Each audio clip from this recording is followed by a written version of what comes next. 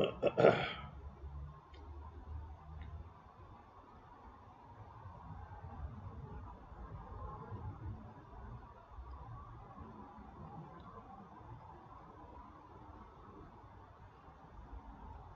right, welcome back to Hangar 51. Who's not watching the Super Bowl, including me? Yeah, don't give a shit. I'm not a big football fan anymore. So, JCB, what's up? How you doing, man? Yeah. Yeah, I know Ryan's not going to be on until after the Super Bowl, and we're just starting the second half, so it's going to be a long time before he has a show. So I thought I'd do the warm-up show. I don't know. We'll see. So far, it's just you and me. I don't know what happened. I'm sure. A lot of people aren't getting notifications. Oh, there's two more. Roy, what's up? My ex Debbie, she's not getting notifications. Shadow keeps saying he's not getting them. Wrights has said he wasn't getting one. Fred said he didn't get one.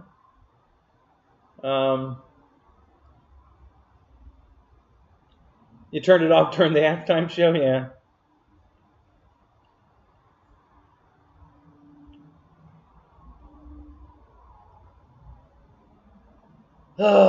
So anyway, you got the notification? Good. All right, good. I'm glad somebody's getting it.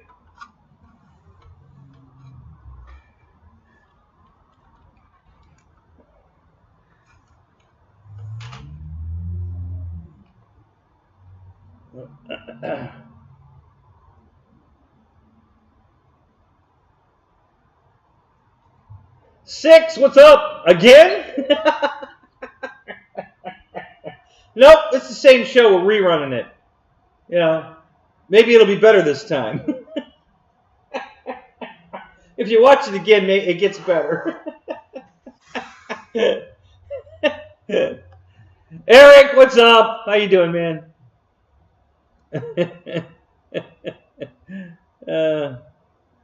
Nap time. All right, that's cool. Rando Vision, what's up? So anyway.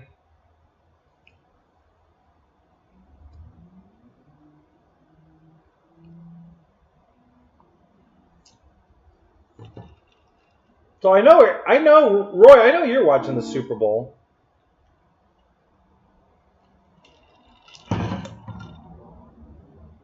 I just got home a little bit ago.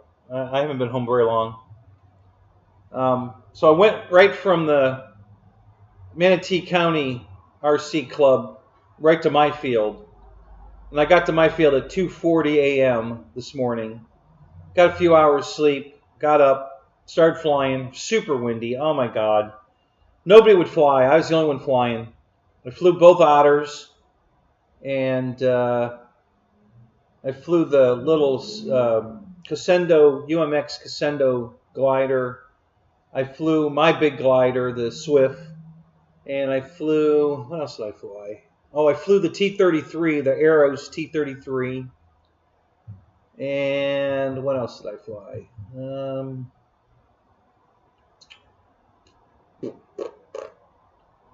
That might have been it. Didn't get a lot of flying in. I was helping Mike set up his new radio, and then I have a new student I'm teaching, Javier, and he showed up, so we charged some batteries and tried to get some flying in, but he was really rusty. Oh my God, we only had like 2 lessons, and then he's been gone for over a month, and so yeah, he between the wind blowing the plane ridiculously out of the lane, he was very rusty. So we sent him home with a full airplane, not broken. Just said, we'll have to do this again another time. Craig Beeman, what's up? How you doing, man? So check 6 and Roy and who else? Randy. I think I've got everybody. I think I've said hi to everybody. JCB, he was the first one in. So anyway, so yeah, it was what they did today was they cleaned up the place so that we've got a Connex shipping container that we keep shit in, and they cut a hole in it years and years ago and put a door in it, a regular man door, and they put 2 windows in it. Well, the windows were all broken, and so was the glass in the door over the years. So they cleaned it all up. They pressure washed it. They put new glass in it, new windows, new door, and then they built a big wooden overhang instead of what we had before with the tent pole or the conduit pole tent canvas top kind of deals. And they took those down and put a big wooden structure up. And then today they hung a sign on it. I think it says Hilton Airfield Community Center or something like that. I don't know. Anyway, it was supposed to be big to do. Mike Bird, how you doing? And Mike SSI, what's up? So they had a cookout. We had some we had chili. We had some pulled pork. Some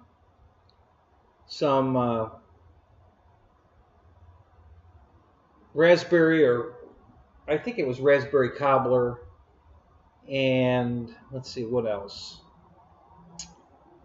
One of the guy's daughters made a crumb cake. It was really good. It was her first scratch-built, scratch cook, and she was kind of excited to see if everybody liked it. And it was good, so she did good. And I don't know. And then there was just your average, potato chips, cookies, snacks. And it really wasn't a good day because the wind was so bad that nobody flew. Everybody ate and left. So it was a real quick eat and gone kind of deal. And then Bo was in a hurry to get home too because he wanted to get ready for the Super Bowl also. so everybody bailed. I was there all alone. Everybody left and I was there like, where'd everybody go? So I flew a few more times and then I left. Got here and here I am. So 3 great weeks though. I mean, the only thing at the event I won the radio at, I kind of broke. I didn't break this airplane, the Revelation one here. I hard landed it and the wingtip caught, and the wingtip is the aileron, and it just knocked the hinges loose. Didn't break anything. They came unglued. I re-glued them, good as new. That's the only damage. And then no damage down at E-Jets. Nothing happened there. Everything was great. Lots of flights in down there. Didn't hurt nothing. And then lots of flights down here at the Manatee County. No, didn't damage nothing. Everything went great. Lots of flights and no issues. 0. And then today, a bunch more flights and 0 issues. So yeah, it's been a really great month. Not just like the month of January, but the end of January, beginning of February. As far as flying and not having to fix anything.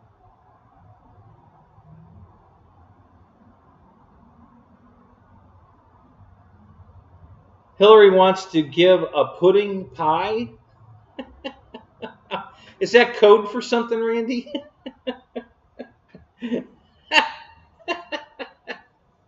Oh my God. Oh, and just to be clear, last night when my phone died, even though I had it plugged in, and it was still plugged in.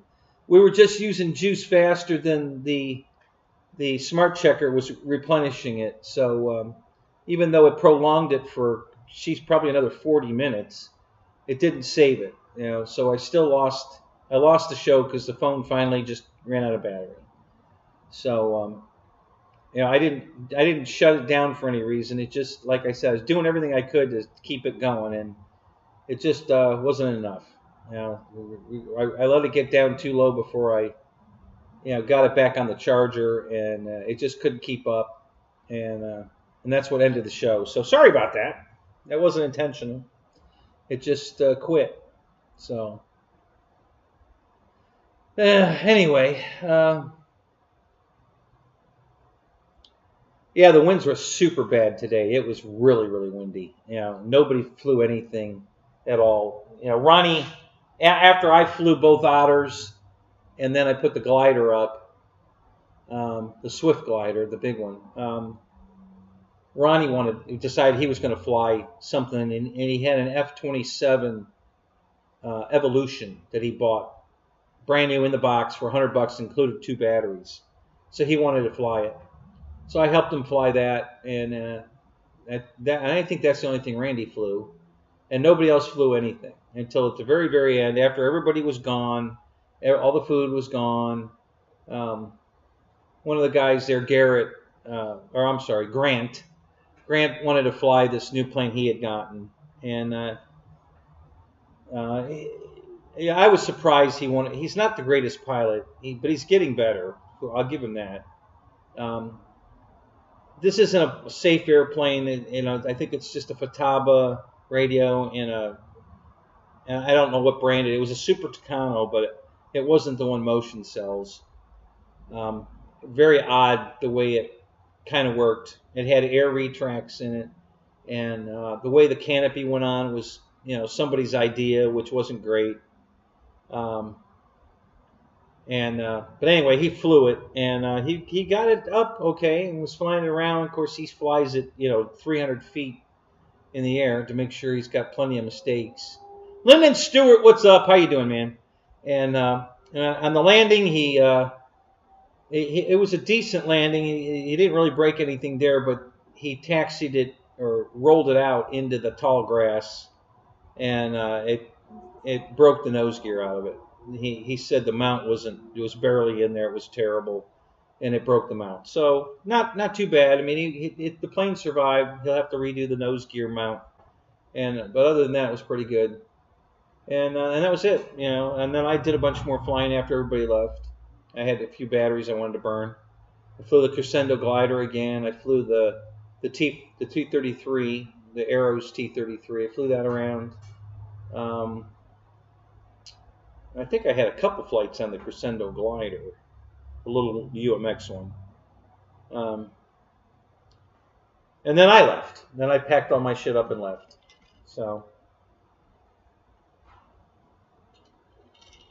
And now here we are. So I got to say the new Otter, the X-Fly Otter, is a great airplane. Love it. Flies fantastic. Really easy to land. It just comes in so nice for landings. The Flex Otter is also great. No problems there. Super nice airplane. The new L-39 jet worked great. A little touchy. I did put a little Expo in it, but other than that, just awesome. Flies really good. Real stable. Just like the T-33 from Arrows. And the L-39 does not have a stabilizer in it.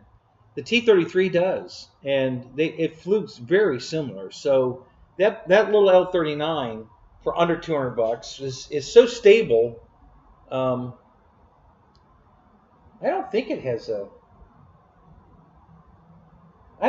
gyro in it.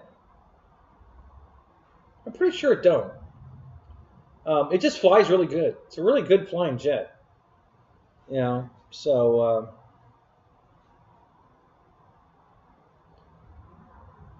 did Swift turn up to watch? Oh, I know what you're asking. I would assume so.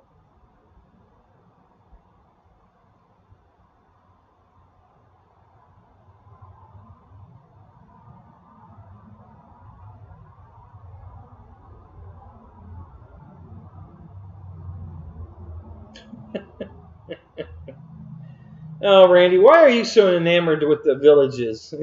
Why don't you just move down here? Go move into the villages, and you can get all that free pussy you want.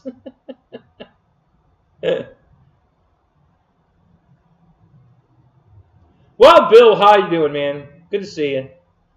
Did you get a notification, Bill?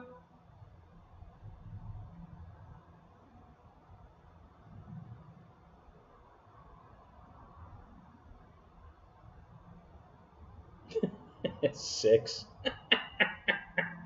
Yeah, Taylor Swift is fast, that's for sure. Yeah, that's funny.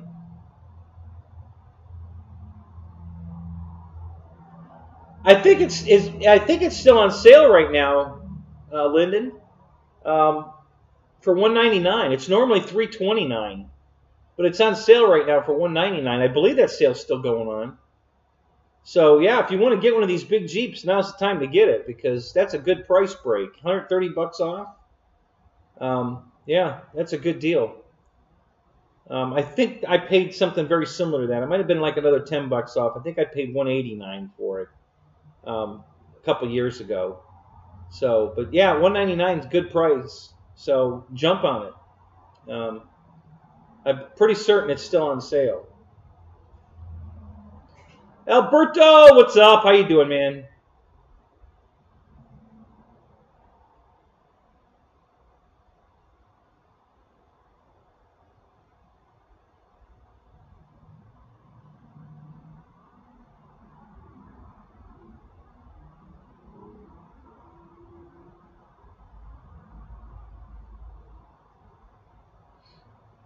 Thanks, Alberto.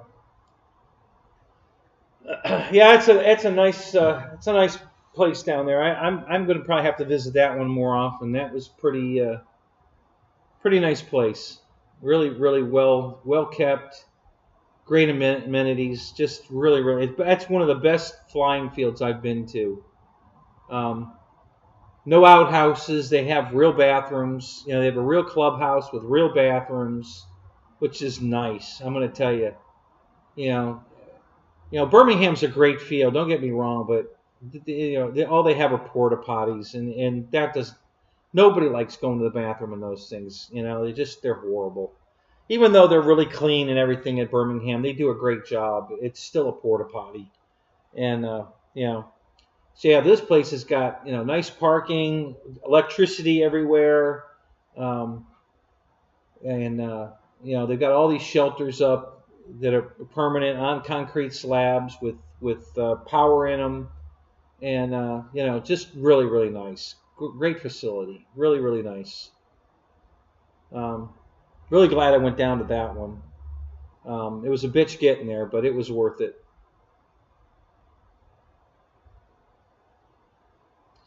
Yeah, it's at least 10 acres. I believe it's probably bigger than that. I don't know exactly, but it's a big place. And yeah, he just he did it for the club. He paid for everything, had it all set up, ready, turnkey, and then it just gave it to him. It's all yours. Enjoy. And then I don't know how many years after he did that he passed away, but yeah, it's all paid for, and there's no, they just have to keep paying the taxes. So I don't know what the dues are, but I'm guessing they're pretty low because they don't have any overhead now. The electric bill and paying the taxes on the property every year and paying to cut the grass unless they do it themselves. But that's it. I mean, there's really no, nothing else to do. They did put a geotech runway in, I guess, this year. It's pretty new. So and that was all right. That geotech's not bad to fly off of. It works. It's not bumpy. It's moundy. The plane's going down the runway and it's following the little mounds in the. It's not bouncing or anything. It's just kind of you can watch the suspension working as it's rolling over the little rolls, and then. But yeah, it works good. It's nice. Yeah, time for some field improvements. Yeah, we need to improve our field a bunch. Um, Bo needs to roll it again, get it all flattened out. We need to get more grass growing. Try to get to smooth out because it's pretty brutal on our airplanes now. With all the bare spots that you roll into and then hit a tuft of grass, it's just really hard in the landing gear.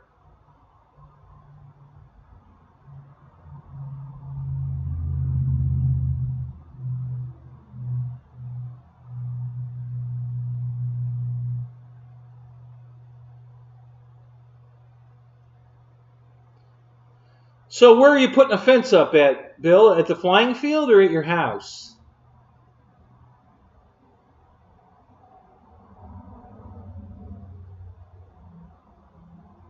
Oh, I've never seen a. Well, okay. So are you talking about there's a urinal and a toilet? Is that what you mean by a two-holer?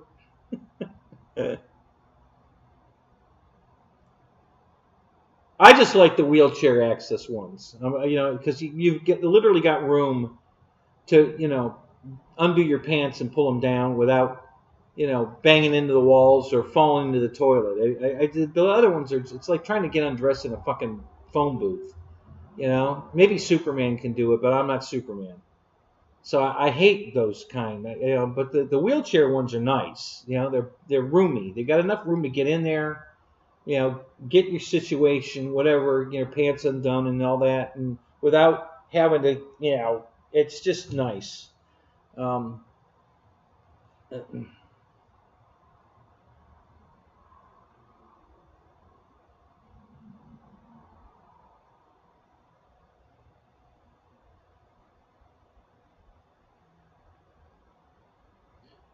Alberto, yeah, you could do that, but first of all, the cinder blocks have to be buried. They can't be above the ground because if you roll off of it or you come up short, you're going to destroy an airplane. So you'd have to dig down. Pavers would be easier, to make the runway out of pavers instead of cinder block. But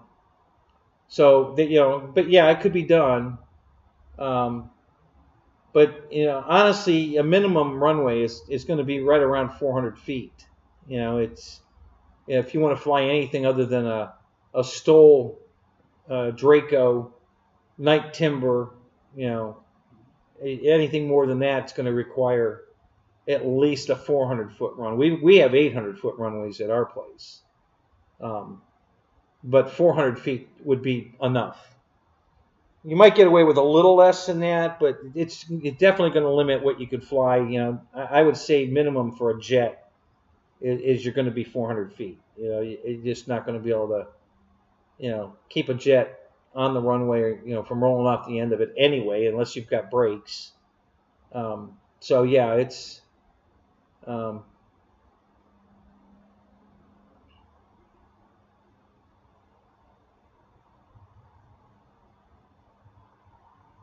Yeah, Imperial has they have one of each actually. They have a regular one and a wheelchair one, and of course everybody uses the wheelchair one. So yeah, this I gotta say, in Birmingham, I mean, Imperial's another one that they just keep the place clean. It's really nice.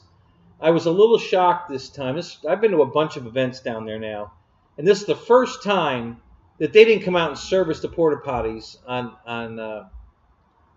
Saturday. I was there Friday and Saturday, and nobody showed up Saturday to service the porta potties, so they were full. There were a lot of people there, so they filled them right up, and I was kind of shocked. It's not the norm. They always have them serviced, so that was the one minor complaint. But other than that, yeah, they do a great job down at Imperial, and I doubt seriously it was Imperial. They probably had it scheduled and they just didn't show up. Guy called in sick or something, because Imperial, Jerry runs a tight ship down there, so I seriously doubt they didn't have that set up. It's more likely that the cleaning company just dropped the ball. But yeah, super nice facility down there too. They have power, but their power comes from either a generator. They've got a big noisy generator that's not really close to the flight line. It's back in a shed, but it's still pretty noisy. And they also have solar panels on the roof. So they can't accommodate a lot. If you've got, maybe a couple of chargers running here and there, you have to be able to hook to 12 volts. They don't supply you with 110 there. They have chargers that, I don't know what the hell's driving by, but it's damn noisy.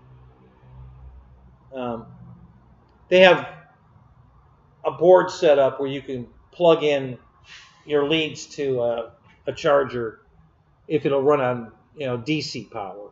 Not They don't have any AC power there. Just DC. Best of my knowledge, anyway.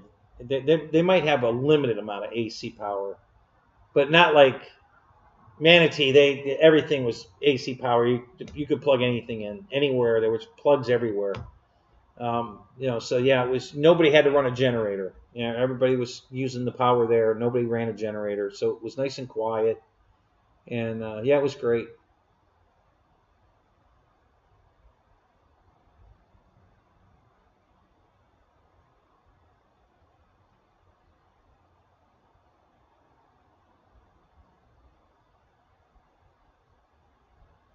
Oh, gotcha, Wild Bill. So that's cool.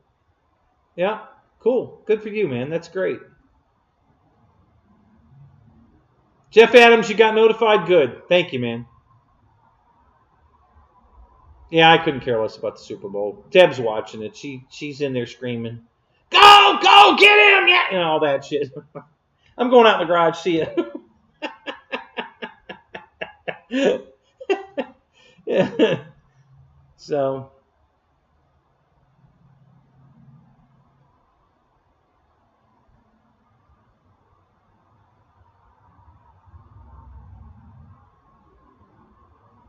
yeah, I believe our runways they're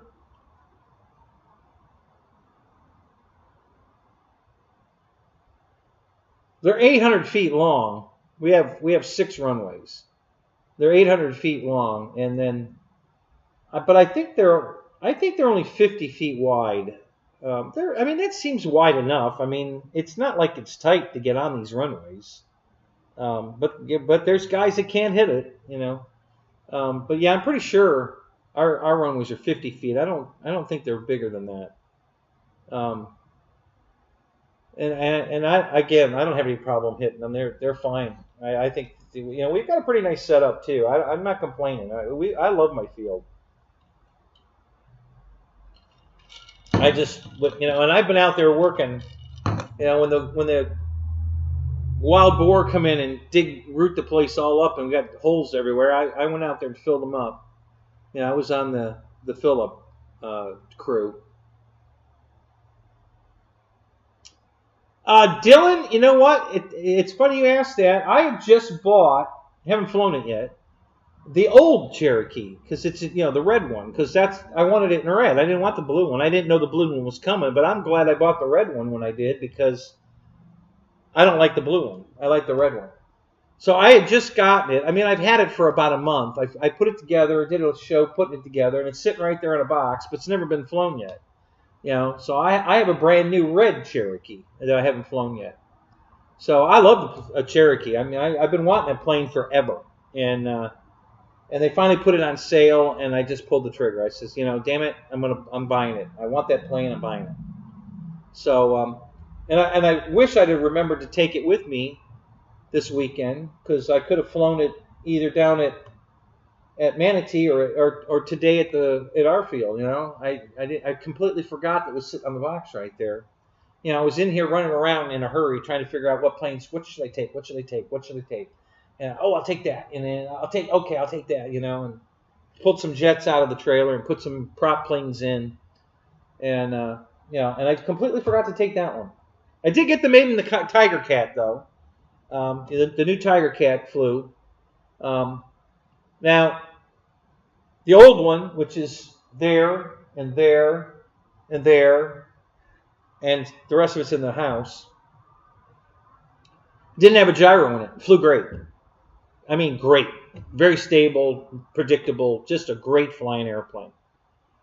The new one I bought, because I'm still fixing the old one, and so I'm going to have 2, because the old one's going together great. Everything's working out great. So it'll be in the air again. The only thing is I don't know how I'm going to paint it yet. I haven't made that decision yet. But it's going to fly great. The old one didn't have a gyro. The new one did. I didn't notice any difference in how it flew. It's got that reflex gyro in it from FMS, and it didn't fly any different than the old one. So the gyro was absolutely not needed and no help at all in that airplane. That plane just flies too good. It's too heavy for the wind to blow it around. It's a beast. that thing's got to weigh every bit of 12 pounds, I think, before you put a battery in it. It's just a beast. That thing is freaking heavy, but it flies light. It doesn't fly heavy. It takes off the ground in feet, a few feet, 5, 6, 10 feet maybe. It can be in the air that quick easily. So it just flies amazing. But because it's so heavy, the wind doesn't blow it around. It's pretty rock solid as it goes through the air. So yeah, great flyer. So the new one flew great, had a perfect landing. The maiden landing was perfect. Everybody was cheering. I guess nobody down there had ever seen the Tiger Cat because everybody kept coming up. We're playing this out. We're playing this out. Chris, this thing's been around forever. Don't you guys know Warbirds? You don't know what this is? Nobody knew what it was. I couldn't believe it. Everybody was asking me about the plane. Of course, when you clear it, it's nice and shiny, and everybody was and on. Is that thing foam? yeah, it's foam. And everybody comments on the landing gear. Oh my God, that landing gear is awesome. It's awesome. Yeah. So, but yeah, so everybody clapped when I landed it. I just, and it was windy. We had a bad crosswind, but I just planted it beautiful, and everybody's clapping because everybody was excited about the airplane. Like nobody had ever seen it. So we had a good maiden on that. That worked great. And then I put it away after that because it wasn't the crosswinds that was making me nervous. It's the nutball pilots down there. These guys are insane. They're all flying these guided missiles, all over the place. And if they run them into each other on purpose, and then they just laugh. And I'm like, you know what, guys? I'm not willing to sacrifice any of my airplanes at your expense, so I'm just going to land and get out of your way. So that's what I did. Whenever one of those guys would go up, I just landed my stuff, pulled it to the side, waited till they got done, and then I went back up because I just wasn't willing to risk either the Otters or the Tiger Cat with their shenanigans. It was, they're just, crazy there. And they warned me that they were crazy. They said, "We're crazy. You better be careful." Okay, So Wes stood up for me once, though. I got to say, Wesley Miller, Mr. Boozer. I was flying, and a bunch of them got up there with their wings ready to launch them, and he stopped them. He says, "Hey, that's a $700 airplane Kenny's got in the air right now. Let's give him a minute, okay, guys? Just let him finish." So then they did. So I got to thank Wes for that. That was nice of him to do that. I was flying the Otter, the Flex Otter, and they were all going to throw their basically their combat airplanes, full contact combat. And I was going to be right in the middle of the buzz, and so Wesley stopped him. And I got to thank him for that.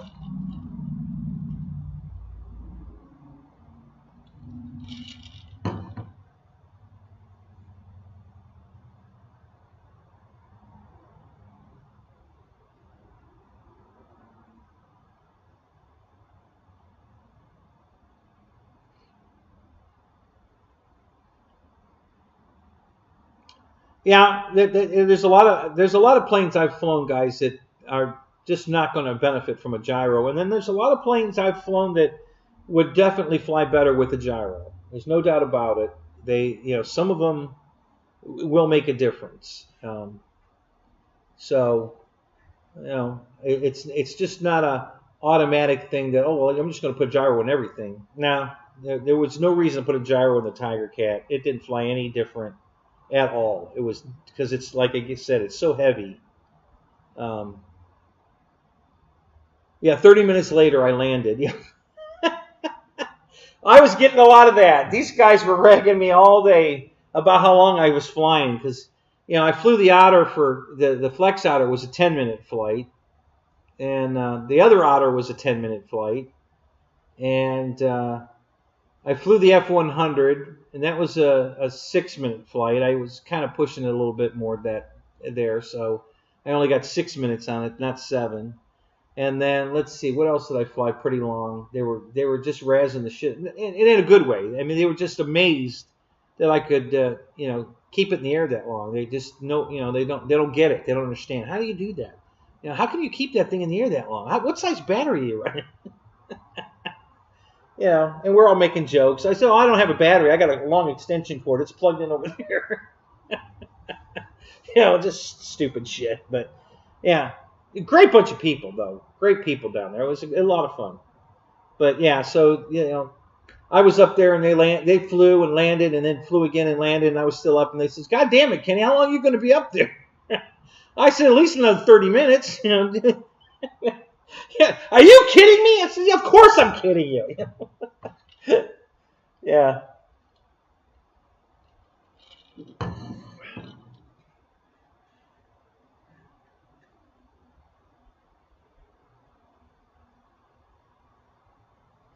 Yeah, Randy, I haven't even looked at those. I saw them on the page and I was like, what? I'm not into profile planes by anybody's. I don't care who makes them and I don't care how much they are. That's just not something I'm going to buy. I'm not buying this is the closest thing I'd ever buy to a profile plane, and it's not a profile plane. I just wouldn't do it. There's no appeal to those planes to me at all, and some of them are like Randy's saying are expensive, and there's no way I would ever pay that kind of money for a profile plane. That's just ludicrous. I definitely wouldn't do that. I don't know why they put those on their page. Flex is way above that shit. I don't know why they're doing that. So, did I get back today? Well, you remember I didn't leave Florida, guys. I just went down, south a couple hours, and then it came north a couple hours, and then came home. So it was not like a big trip. I didn't go to Birmingham. But yeah, I got home today. I left here Friday afternoon, flew Friday night, all day Saturday, drove I left the field after the show about 1:30 last night, got to Bose Field at 2:40, and then flew all day there today, and then came home. And I got home about an hour before we started the show. I made a steak for dinner and got finished with that. And then I came out here and, it was halftime. The Super Bowl was at halftime. So I got to talk to Deb for a minute. And then I, told her, I said, all right, I'm going out in the garage. I'm going to go start a non-Super Bowl live show for those of us that don't want to watch the Super Bowl. Because I know Ryan's not coming on until after the Super Bowl. And since they weren't even... I guess they were going to start the second half at 9 or somewhere close to 9. Ryan ain't going to be on until like 11:30 if he even comes on. I don't know if he is or not. I know he told us he wasn't going to do a show until after the Super Bowl, but if it runs late, I don't know if he's even going to come on. I don't know. So, and I definitely am getting off if he comes on. I'm not trying to hog his spot. I'm just the warm-up comedian. That's all. The Crack Pitts is a cool plane. Really? Yeah, I'll pass.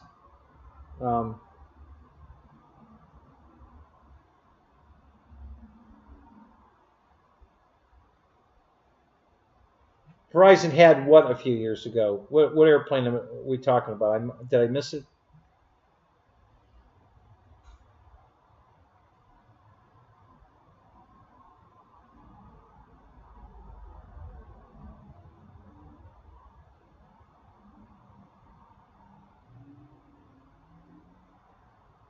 Yeah, almost. So, Randy, I hear what you're saying, but there are planes. I'll show you one. Let me find it. Where is it? Here. Okay. So this thing is not a profile plane. It's got a little hatch here, and that's a orange receiver, from Hobby King. It's got a gyro in it. All right, that's why I put it in here because I didn't have anything else to put it in, so I threw it in here. And there's a little spot in the back here to put a small battery in it. It weighs grams. This weighs nothing. It has a very thin wing and fuselage. You know, very similar to a profile plane, but it's not a profile plane. And this you can fly this in your front yard easy. This thing is super slow, super lightweight. I mean, it literally doesn't weigh anything. It's super light and flies super good. You know, with a gyro in it like this, it flies like a flex plane. And so yeah, so that's I thought that one, the Revolution, was going to be similar to this, because on paper, on the computer, they look very similar. They have almost the exact same hatch, and they both narrow to, paper thin here, and then it kind of spreads out at the wing root.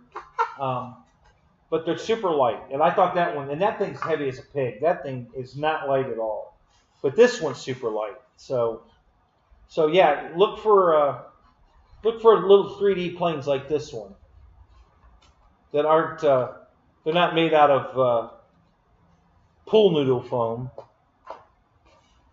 and they literally have a hatch, and yeah, you can fly this in your front yard easy. This is a super nice flyer. It flies like a profile plane, but it's not a profile plane. I'm not a big fan of profile planes. And I just see here that this fuselage got crushed right there. That sucks. So it's because it's not a profile plane, you can actually put a hole in it. Let me see if I can pop this back out. Yeah, if you squeeze it a little too hard, you can actually crack it, pop, and then put a hole in it. It's that light. The foam is super, super thin. Way thinner than a foam board airplane. This is super thin foam.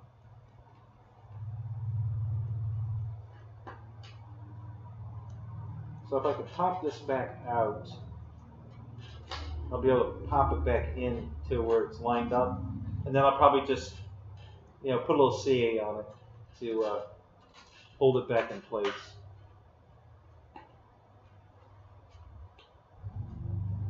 I never noticed this hole in. Shit. A piece of it just fell inside. Yep, those pieces left. All right, I don't know. Yeah, this is a job for aerated super glue. That's what I'll probably put here to fill that hole. I'll probably just mix up a little batch of Gorilla Glue and fill that, because it just crumbled away.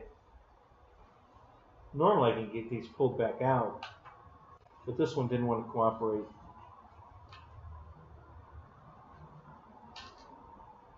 So I'll probably mix up some Gorilla Glue and fill that hole.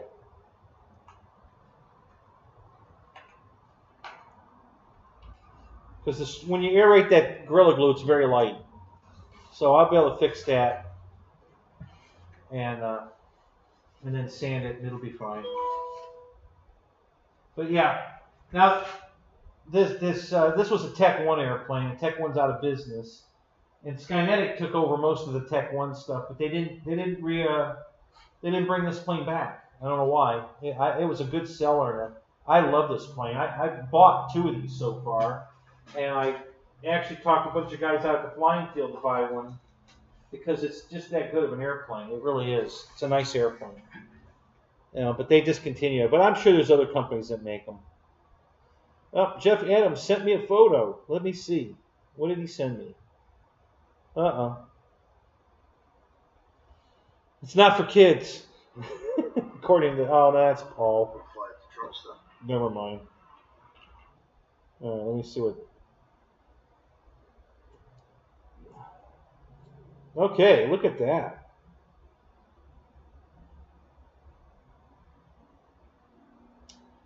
Well, it looks similar to a F-18, and also, what was the one that FMS sold? The Striker,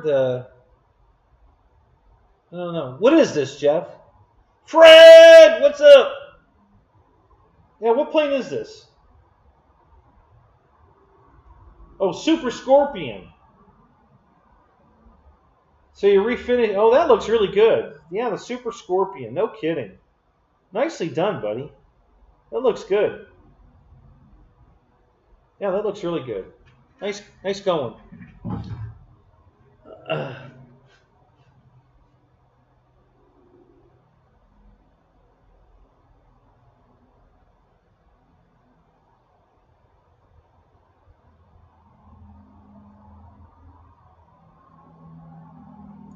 yeah, Horizon Hobby Profile plane. Yeah, I don't care who makes it. I don't care what it is. I don't. I'm not buying a profile plane. This is the closest thing I'm going to get to a profile plane. Is that one I just showed you? I'll do those. I'm not doing a profile plane.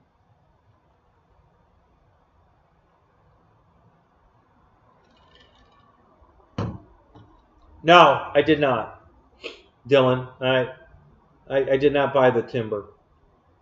I just finished buying the Hangar 9 Valiant. You know, the beautiful wooden Valiant with clear windows, and it's a beautifully done airplane. It's an ARF. It was on sale really cheap. Um, so I have a nice high wing, docile high wing wood airplane. I don't need another one. So I did not buy the timber. Too expensive. I'm not. I'm just not going there. But the Valiant's beautiful. You know, I don't know where I put the Valiant. It's got to be over there with all the new planes are over there, so it's got to be over there somewhere. So, and I also have a 60 size T clip, which is another beautiful high wing, uh, clear window balsa plane. So I think I have 4 ARFs right now. Wait a minute, that Mustang. So let's look. Oh, the Valiant, the T clip, the the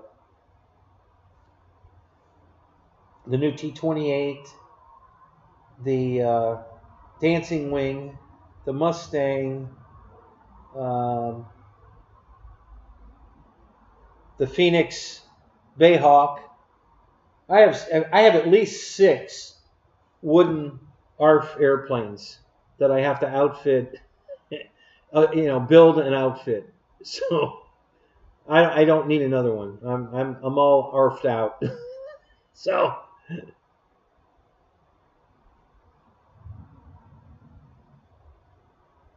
Oh, I have no idea, Dylan. I haven't got that far with it yet.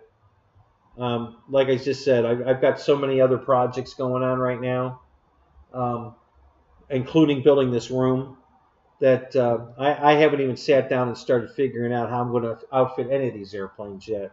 But the Dancing Wings first, because I don't have to do. It came with everything. It was a plug and play wooden kit.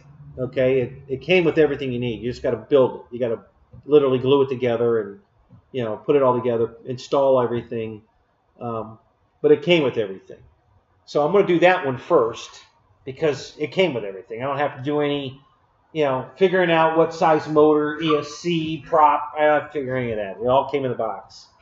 So that's the first one I'm going to do after I get at least this room framed out. I want to get the room framed, and then I might whittle an airplane in between there somewhere. But the other ones are just going to wait. I haven't got time to screw with those right now.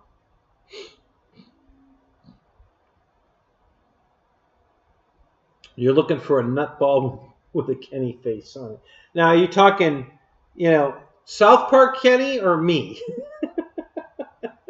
Yeah, don't ruin it. Don't ruin your nutball with my face. Put South Park Kenny on it. That would be funny.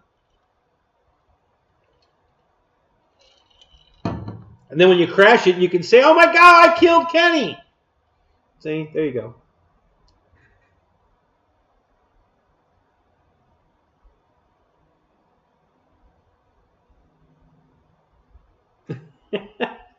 Is that what you're calling it? The Gadio? Oh my God. No, I haven't figured it out yet. I have, when I won the transmitter, I also won 2 receivers, which are the long way receivers. I know those will bind to it, no problem. I'm trying to get both my FR Sky module that I got out at the flying field from somebody. I'm trying to figure out how to bind that to airplanes I already have, and I'm trying to bind the my surface radio to an airplane, and I haven't been able to get that to work either. The MT-12 surface radio mast, I haven't got that to work yet, and I haven't got the Gadio the Gadio. I haven't got the Gadio to bind anything yet either. I haven't been working real hard at it, guys. I'm gonna be honest with you. I've just been piddling with it here and there. I'm so busy right now that I just don't, with all these events that came up and I had to get ready to go to and shit and packing and fixing and buying and whatever I had needed to do. I haven't had time to really mess with it hard. I've been messing with it a little bit here and there, but nothing hard. I'll get it. I'm not worried. But yeah, it's just, I know it's me. I'm doing something wrong. I'm just not. I haven't tried binding one of the R88 receivers, and I think that will probably work. So the next thing I'm gonna do is try to get an 88 to bind to all 3 radios I'm fucking with. How did you pronounce that? The Gadio? That's funny. I'm going to try binding the Gadio to the R88. I'm going to try binding my module, the FR Sky module that's in the back of the Gate88. And I'm going to try to get the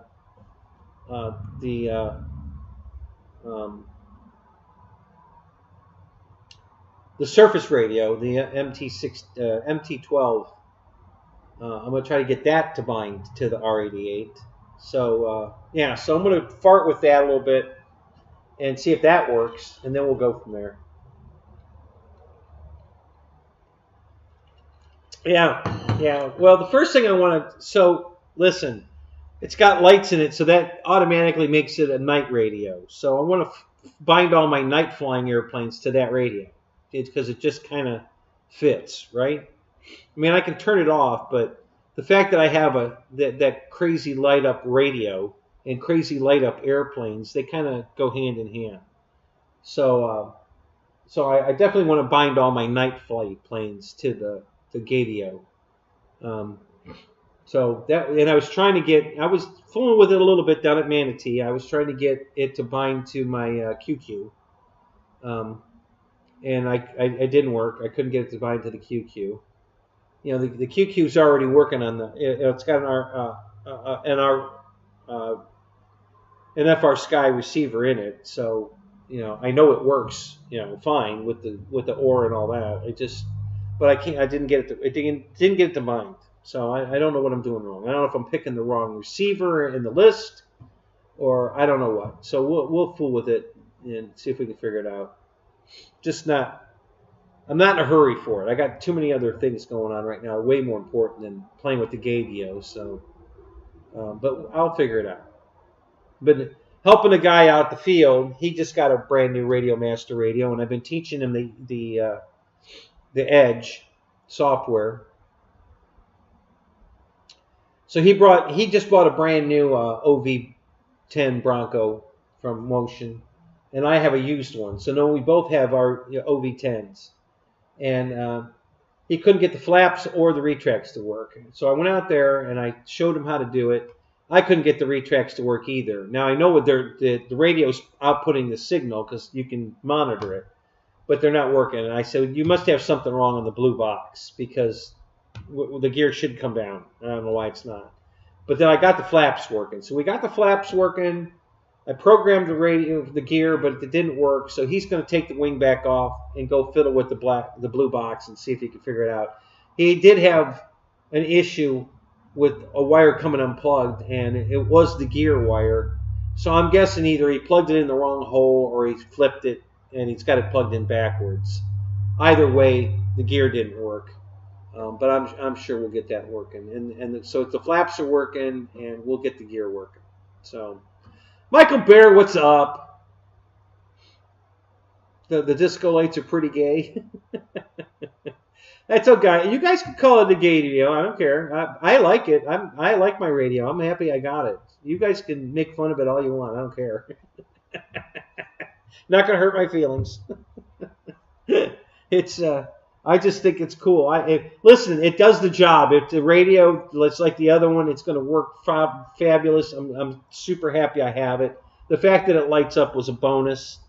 I really don't care that it lights up, but hey, when in Rome, right? So I'll play it up. It's going to be worth. Hey, look at all the attention I'm getting with it right here, with you guys calling it the Gadio, right? So if I show up at an event with the radio, obviously I'm going to get a lot more attention, good or bad. We'll just have to see, but at least we'll get attention for sure.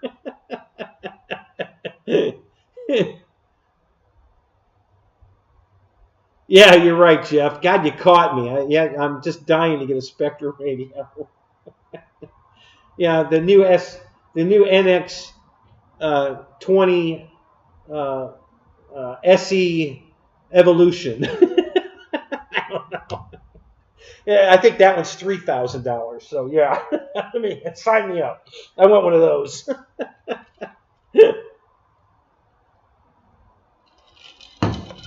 Oh my God. Oh, there. Yeah. Need a tissue.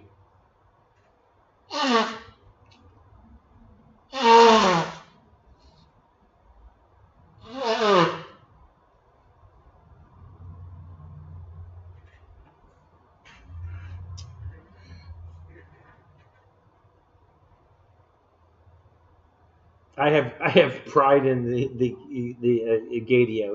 Yeah, I'm proud of it. Absolutely. Hey, I'm proud I won it. Okay, I mean I won it in a contest. It wasn't a raffle, so that was cool.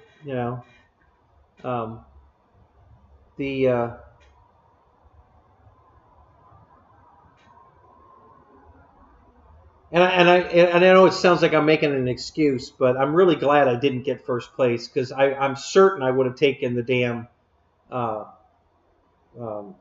Extreme Flight 56-inch or 65-inch, whatever it was, Edge 540, and it's an ARF, and now that I'd have a 7th ARF that outfit with radio, servos, motor, speed control. So I'm so glad that guy got first and took it, so that now I could get the radio, which I really do need. So, because I know I would have taken the damn airplane, and I would have been so sorry afterwards that I took the damn airplane, because it'd be just like, oh my God, another plane to put together. Ugh. So that really did work out good for me. No, not at E-Jets, Jeff. I won it at. There's a reviewer on here on YouTube called RC Video Reviews. The guy's name's John, and he does reviews of stuff. And he sponsored this event. I went to the event by accident. I read online that there was a swap meet going on up at the Lark field, which is where Wesley flies a lot. Him and his dad were flying up there, so he's done a lot of videos from that field. So I thought there was a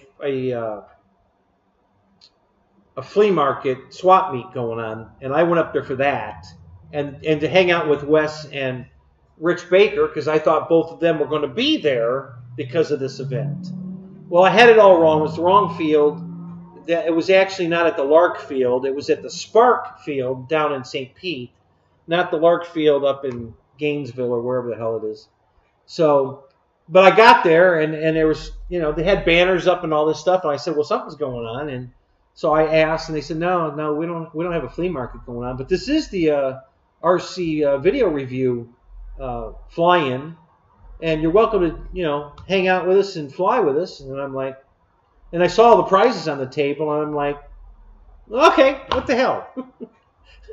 And then we were all sitting at the pilots meeting, and he hands out this. He said, nobody's seen this, and this is the rules of the day. Nobody has pre-seen it, so nobody knew what to bring airplane-wise to compete. So here are the rules. And I read them, and I'm like, okay. And so I only had one question. Do I have to use the same airplane for all 4 of these events? And he said no. And I said, good. because I knew, right off the bat, I knew I could win 2 of them for sure. And I did. I won 2 and got second in the 3rd one. And I would have easily handled the 4th one if I didn't burn the motor up in the Mamba. So, oh well. But anyway, so I only lost by 2 points, and so I got second, and that's how I got the radio. And I'm super glad I did, because like I said, I didn't need another frickin' ARF. I just got way too many things going on to have to start outfitting another airplane.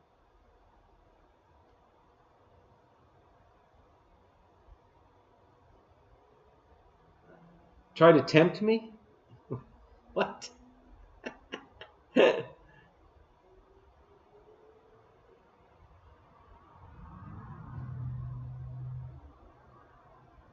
Where am I supposed? I missed something. Where am I supposed to go? Hang on. Let me read back here.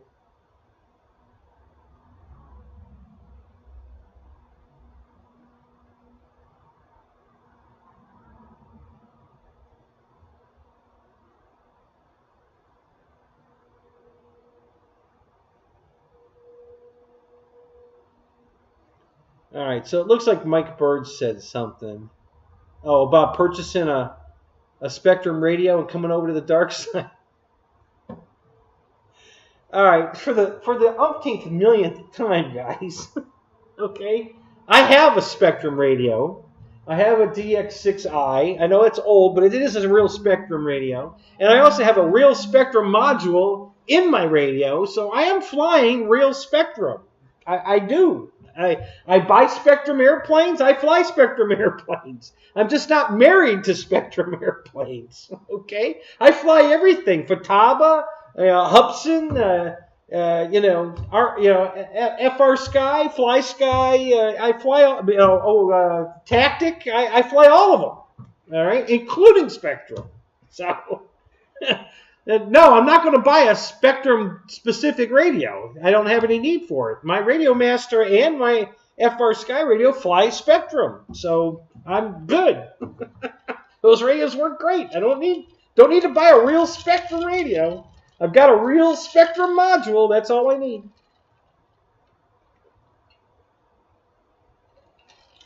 Nope, that's the end of that, Mike. We're done. That's over now. Yeah, drink. Thank you, Fred. I was waiting for that. When's Gadio Pride Month? I don't know. You'd have to call Radio Master on that one. I don't know why they made that radio, honestly. What possessed them to come out with a clear radio with a psychedelic light show in it? Who the hell came up with that idea?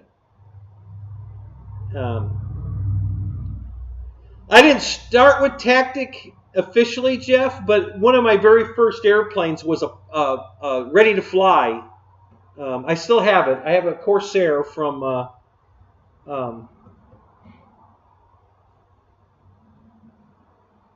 not Hobby Zone. What was it called? Fly Zone. So I have a Fly Zone Corsair.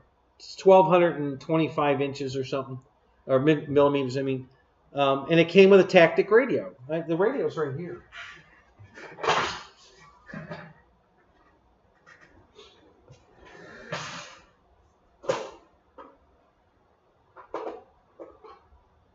Yeah, right here. So that ready to fly Corsair came with this Tactic radio right here. And, of course, it's not a computer radio. I can't put more than one airplane on it. It's one of those deals. But I used it anyway, and I bought the Fly Zone de Havilland Beaver, the receiver. They don't call it receiver ready. I forget what but it came with a receiver, a Tactic receiver already in it. Okay, like a Bynum Fly from Horizon, but it came with a Tactics receiver. So now I have two Tactic airplanes that I'm flying off one radio. And of course, the trims are always wrong, so I have to retrim the plane every time I fly it. And then EQ sent me a bunch of tactic receivers, which I think are in the drawer right here. And now my Radio Master radio will fly tactic. So now I can put all those receivers. I don't need this transmitter anymore. I can put all those receivers in my computer radio and put them in airplanes, and now I can fly some tactic stuff. So there's 5 more receivers that I can now use. That's like Christmas. I just got 5 free receivers that I can now put in airplanes and use. And I've never had any trouble with my tactic. I've flown those planes a lot. The Beaver is my float plane. It's on floats permanently. I took the landing gear off. The landing gear's laying right here somewhere. I just saw that. I put the floats on it and left them on it. So when I go flying, when I used to go out to Connie's and fly, I took this radio and flew my Beaver out at her place because she lives on the water. And so I'm really excited now that Evan's the one that told me what the protocol was. And it's this SLT protocol, which it says right on the receiver. I just didn't know what that meant. And sure enough, I went into the radio, found the SLT protocol, put it in, bound right up, and bam. So, yeah, so 5 more receivers now. I can fly 5 more airplanes ready to fly. Put those receivers in some planes and ready to go. So, you're staying out of this one?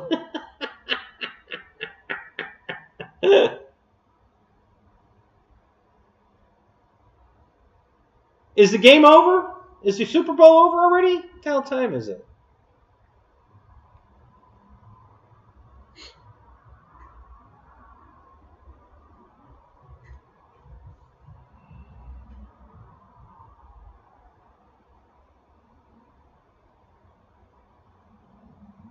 Yeah, ready to fly or crash, yeah.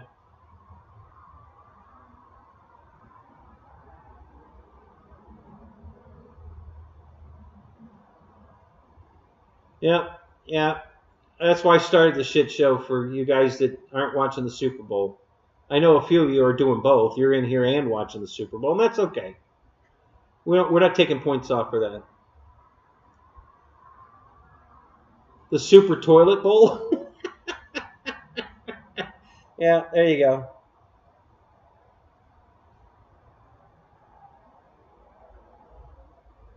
Was 157 left in the game? Oh, yeah?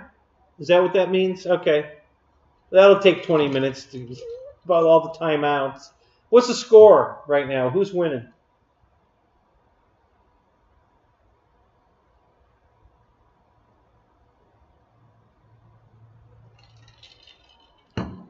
San Francisco's ahead.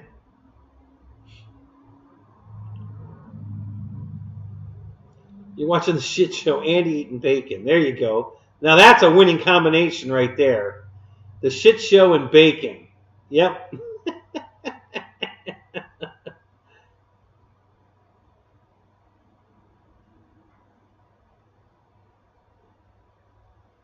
If I take a knee, you're out of here.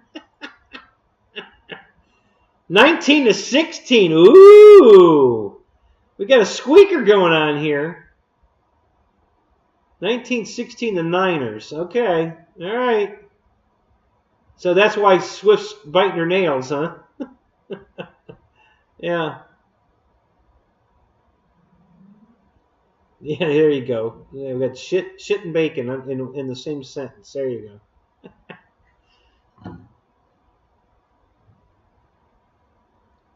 Hickory smoked bacon, nonetheless. There you go.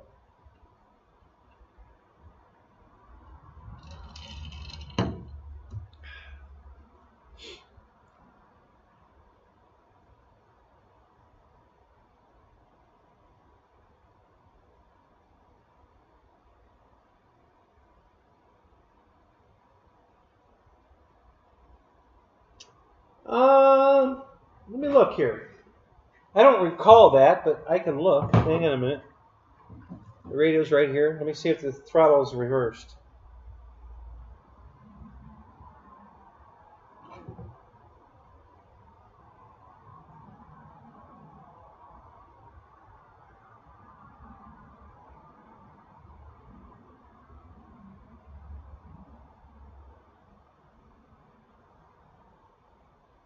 Yeah, you're right. The throttle is reversed. The other ones are all normal.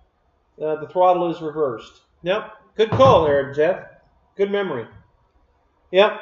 So, yep, the throttle was reversed on that. No big deal. Simple fix on that one on these computer radios.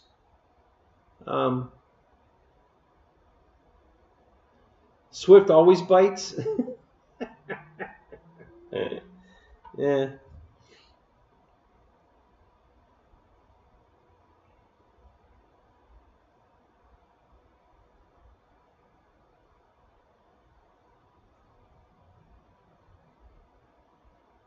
Oh, did they jinx the Chiefs kicker? What is he going for to try to tie it up? If he makes a field goal, it's all tied up. Is that then we're going into overtime? Oh my God, this game will go on till midnight.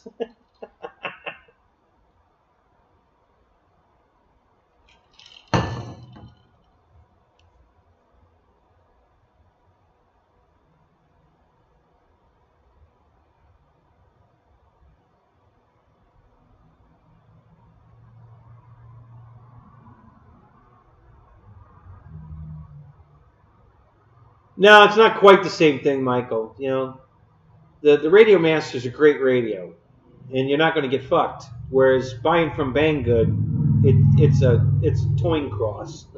You know, it's a toying cost to see if you get fucked or not. So yeah, the Radio Master is just a great radio, guys. It handles all the protocols, so you can fly anything. It's really good. The long range one I won. Um, Listen, I know I can make it work if I just ordered their 4-in-1 module because it'll work exactly like my other radio. The idea here was to try to make some new stuff work. So I'm trying out some new stuff. I already know how the old stuff works. Now I'm trying out some new stuff. So, you know, I've got over 60 airplanes in my original Radio Master radio. There's 60 airplanes in there, and half of them are Spectrum airplanes. So, you know, I got plenty of airplanes on that radio. You know, so it works fine. So if I buy the 4-in-1 module and put it in the long range, you know, Gadio, yeah, Gadio. That's funny. It'll work fine. But I put the FR Sky module in it because I had it. I already have it. And it lights up. You know, I activated the bay, and I get the little light in the back, and it says hold the button down when you power up the radio. I did that. I got the little light blinking. I got the little chirping, but it still won't talk to the receiver. so I'm going to try to see if it'll talk to the R88 because I've got that one nailed down. I know how to bind that one. So we're going to see if I can get that receiver to work with it. And if it does, then that'll work. We'll just work it that way.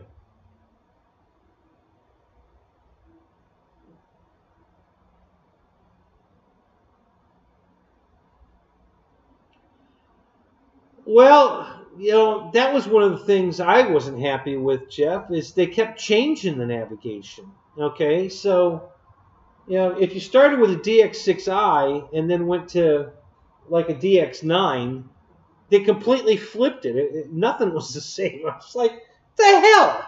You know, what? I was like, shit. So that wasn't fun. Yeah, just... you know, and there's no logic how they do it. It's just a memory thing. You just have to remember, oh, I have to go to this menu to do the flap elevator mix or something. You know, it just doesn't have a logical sense to the order or how they did it. It's just, you just have to remember. Yeah. Yeah. But it works. I mean, it works. I'm just, you know, I don't want a radio that's dedicated to just one thing. I want to be able to fly multiple stuff. So, drink, yeah. It's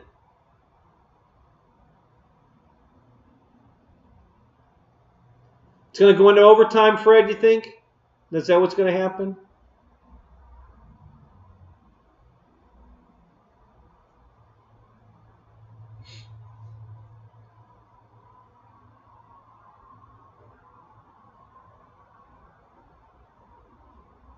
So here's one positive thing that happened. You guys will enjoy this. Um,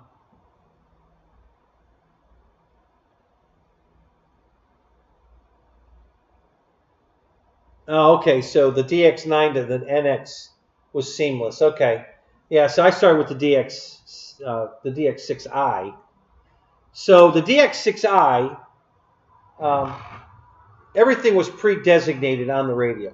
You know, it literally printed. This switch is flaps. This one is your flight control. This is the retracts. These were the dual rate switches. Everything was predetermined on that radio when you got it. So you just followed what it did.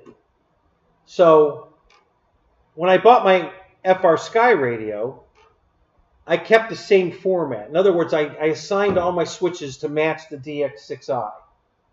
So the same switch as my retract, the same switch as my flaps, you know, and so on.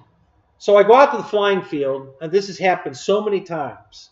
When I met Rich Baker, RC Informer, you know, I let him fly one of my planes, and he says, okay, where's your flaps, where's your retracts? And I showed him. He says, oh, that's just where I have them. When I met Wesley, same thing. I showed him oh yeah, that's just where I have them. So I'm not the only one that did the same thing. They took the DX6i as their model and copied it. So most everybody I know, the two guys out at my field that I fly with, same thing. They did the same thing. So all our radios are set up exactly the same. Our flap switches in the same place. Our flap switches in the retract switch. Everything. Everybody's radio. So you can grab anybody's radio and everything is the same. So everybody knows how to fly everybody's radio. So it's pretty convenient. So I just thought that was interesting that worked out. It just made sense to me. Why not just copy that format and stay with it? So I did, and it worked. And everybody else, well, not everybody, but a lot of people did the same thing. Rich did it. Wes did it. Steve at the field both did it. Somebody else I ran into, he did it too. So everybody, had the same thought I did, and so it's just kind of, I thought that was funny. So we're in overtime now. Yay! Gee, that never happens in the Super Bowl. We go into overtime. So who just texted me that we're in overtime?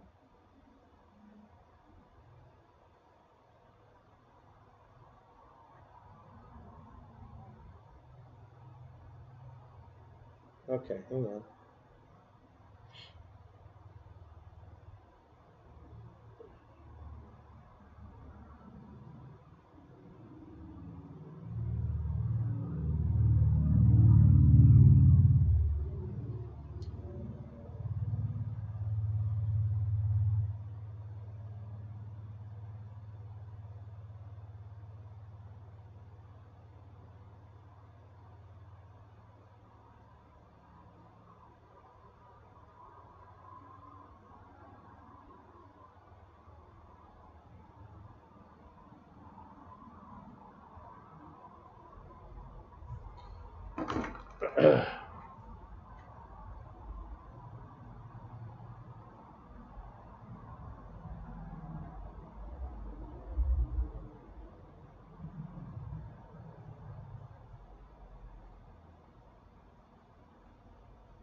Yeah, Michael Bear, if you want a Spectrum radio, sure. Yeah, when everybody was dumping their IX20, or I'm not the IX12, because it was the old protocol, you could get those really cheap too.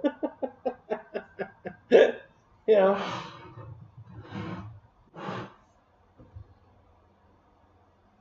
Yeah, I agree with you, Michael. Fuck football. I don't enjoy the game anymore. After all the rule changes and all the bullshit, I just forget it. I feel pretty much the same way about NASCAR. I don't hate NASCAR as much as I hate football, but same thing, Since they changed the rules, I don't enjoy the sport anymore, so I rarely ever watch it. The DX8 was your first? Yeah. Yeah. Yeah, so we're going back at least 10 years. The DX6i, it's like probably 11 or 12 years old, and that was my first Spectrum radio. Um, well, okay, no, that's not accurate either. I was buying my first Spectrum. Let me think a minute here. The first thing I bought that was Spectrum was that little nano quadcopter. Do you guys remember that thing? The little tiny nano. I forget what they called it. It was a bind and fly nano quadcopter. It had a camera on it, and I bought it, and I didn't have a radio to fly it. So I went on eBay and I started looking around for radios, and I found Spectrum Protocol radios real cheap, but they were designed to be with a certain vehicle, another drone or an airplane or something. And I said, well, Spectrum Protocol, it'll work, no big deal. So I bought it for like $25, and I get it, and it bound to the nano quadcopter, but the controls, they were correct. I could fly it, but the one thing it did that I didn't expect that kind of screwed you is I think it was full left. No, it was full right rudder. When you move that stick, that channel was hooked to the flight mode. So when you moved it full right rudder, it would take it in and out of stability, non-stability, stability, non-stability. So it pretty much made it impossible to fly it with that. I'm like, oh shit. So I blew. I think I bought two different transmitters for $25 each that were Spectrum Protocol, but did not work. I couldn't. You weren't allowed to on these cheap radios. You couldn't designate, a switch to a channel or any of that programming shit. It was what it was. So that's when I went out and bought a brand new DX6i, and I think I only paid $125 for a brand new DX6i. They were on sale because they had already moved on to something new. These were old stock, and I bought it new from. I might have bought it from Horizon. I don't remember, but it was brand new, And I got the DX6i, and then of course I was excited to have it. I put a light and a backlit screen in it, because I saw it on YouTube, and oh man, that's cool. I'm gonna do that, and I did it. And then I took it out the field, and everybody, because that was new back then, right? 11 years, 12 years ago. And I took it out the field, and everybody was so, oh my God, you got a backlit screen in your DX6i. Everybody had a DX6i, and I'm like, yeah, doesn't everybody? So anyway, so that's where it all started. And then of course I could fly my little nano quadcopter, and that's where I started. And then I bought, I don't know what the first bind and fly plane was I bought from Horizon.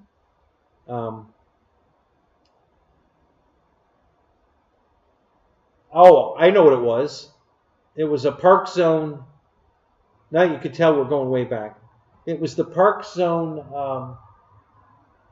P-47. The balls out, I think it was called. Pilot Ryan talks about that all the time because he had one too. That was my first bind and fly Spectrum airplane. After I got the DX6i, I bought the Park Zone P-47. And then the next one I bought was the Corsair, Park Zone Corsair bind and fly. And so those were my first two bind and flies. And then I think I bought a UMX after that. The UMX Mustang. Remember the old, not this one, it's a little smaller than this one. The original, I think it said Meg on the side of it, MEG. I have two of those. I bought that, and bound up to that. So those were my first bind and fly airplanes with my DX6i. And then when it started escalating from there,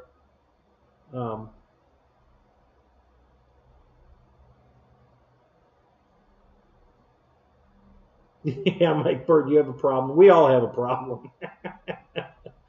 Fomaticulitis or something like that. Is something like that? Anyway, So then like I said, I went out when I first started flying. When I moved up here and met, and I knew Ben before I moved up here, but he took me over to the field I used to fly at, and I met the guys, and the first thing out of their mouth was, "Are you flying Spectrum?" And I said, "Yeah." And they said, "Well, we have a lot of problem with Spectrum out here, especially over there and over there." And I'm like, "Great, okay."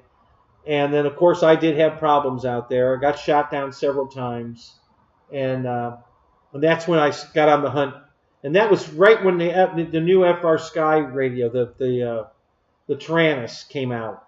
It was right then. So I researched that for like 6 months. That radio, I was looking at the high-tech Aurora. I looked at that. I looked at the other Spectrum radios that were available. I just evaluated everything. And the final decision was the price of the receivers and the telemetry is what drove me to the FR Sky radio. I love the telemetry idea. It was cheap, and I love the receivers were cheap. They were $19 for a 6-channel receiver with telemetry, and I was like, I'm in.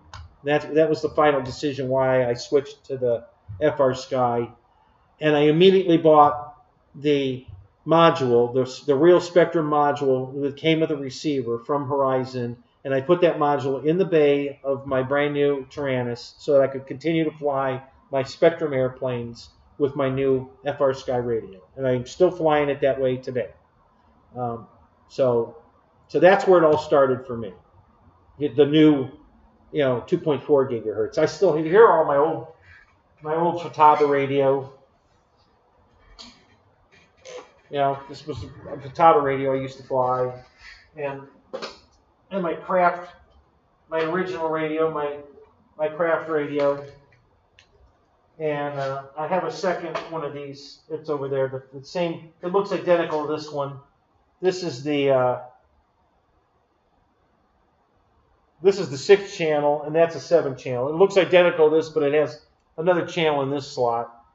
So I have those two, and those were the radios I flew for 40 years before I got into this 2.4 gigahertz stuff.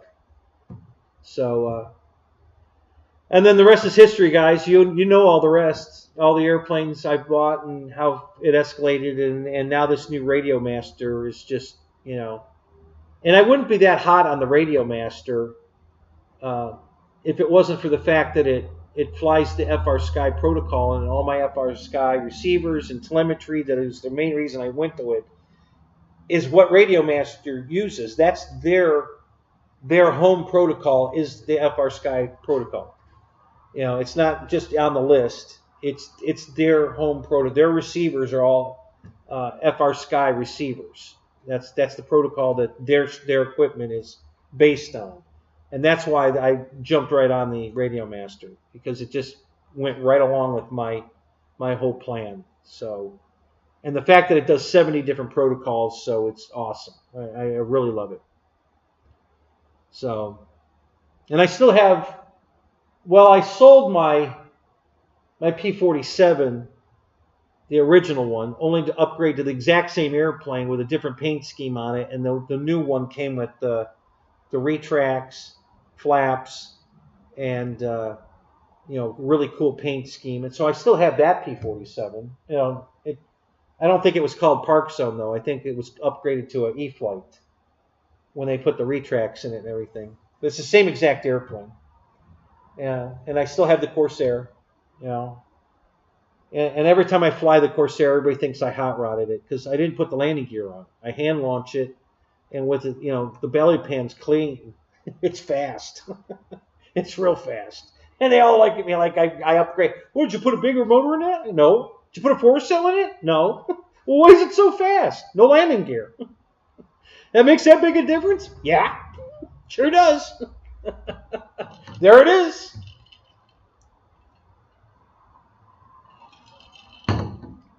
All right, so I'm going to ask Fred for some football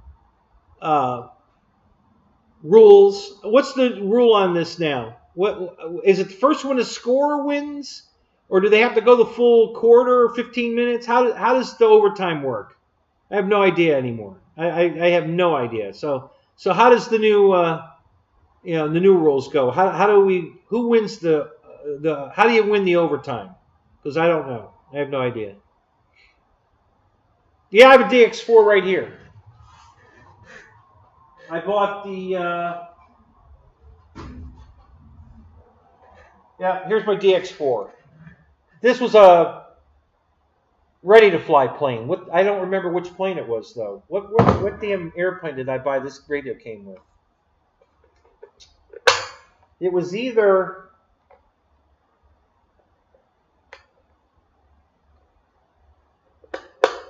I think it might have been the Casendo glider, the original back in the day. I think that was available as a ready to fly, and I think I bought it and got the DX4 transmitter. So, but that was after I bought this after I had already owned the DX6i. So I kind of looked at it like, well, what am I going to do with this? But yeah.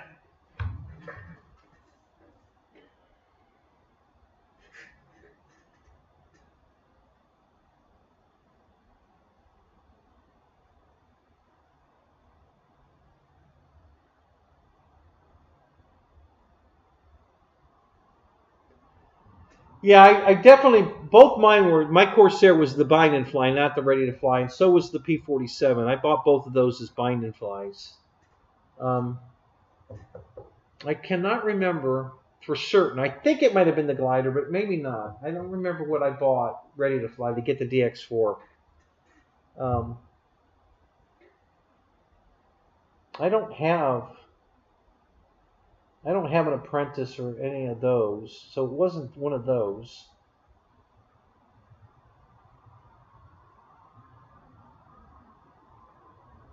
I'm not certain. I'm pretty certain it was one. I bought two of the Casendo gliders. I think I bought a ready to fly and a bind to fly. I'm not sure, but I think that's where I got that radio.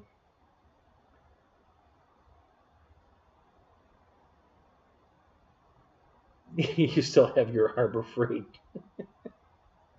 Yeah, shut up. Michael, just shut up.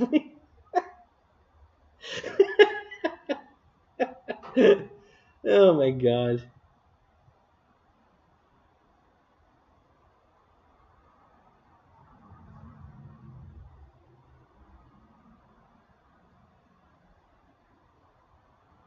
Bought an XK-X520 with a radio said 2.4 megahertz SF. Oh, that's Futaba. Yeah, that is Futaba. Yep.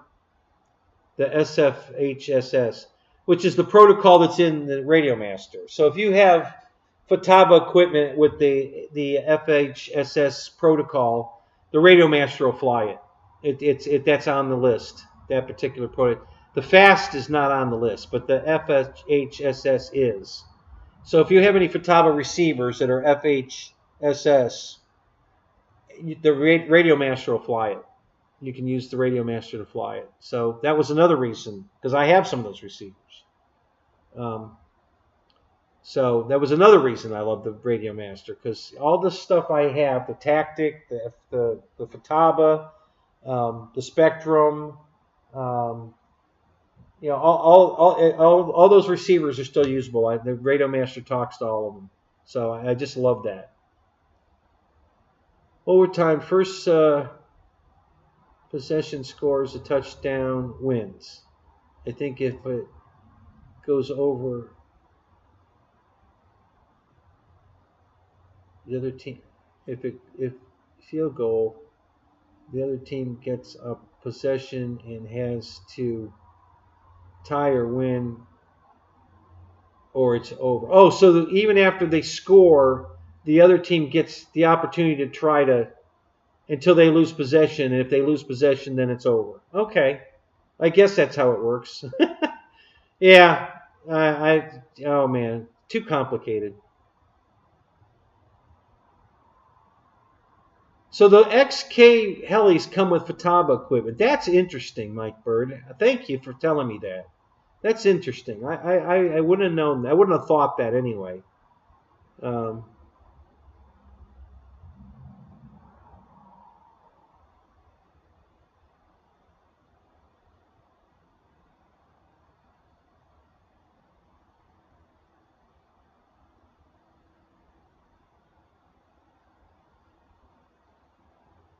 See, right, so there you go. See, this is why I don't like football anymore. They keep changing the fucking rules. You know, I just don't understand the game anymore. They're coming on the a touchback is you go out to the 25-yard line instead of the 20-yard line. I don't know. I don't know anything about football anymore. They changed everything. I don't know a damn thing, and I'm not gonna relearn it. Fuck it. I ain't watching it anymore. I don't get it. The rules keep fucking changing. I don't know what the fuck is going on. So, yeah, they just ruined the sport for me. I don't give a shit anymore.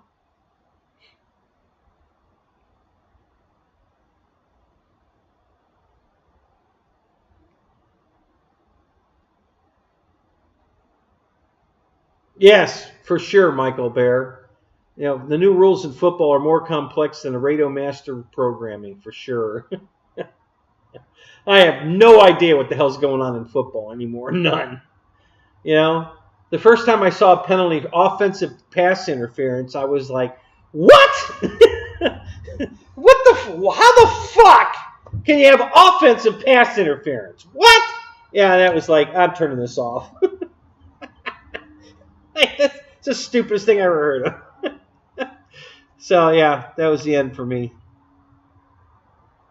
Yeah, women's roller derby, I'm in. I used to watch that. Yeah. So, yeah, oh my God. That and NASCAR. NASCAR ruined their fucking deal too, you know? The new rules suck. I just, you know, I barely ever watch it anymore. I used to watch everything. I used to make sure I was home in time to watch a race. And now I don't give a fuck. I guess the Daytona 500 ran today, didn't it? I don't know. Something. I don't know. I don't care. I don't give a shit anymore. I used to watch that shit relentlessly. I don't care anymore. These new rules suck.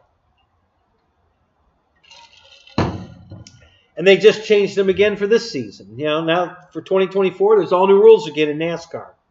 Now, I have no idea what they are, and I don't care. I'm not even going to fucking look them up. I don't give a shit.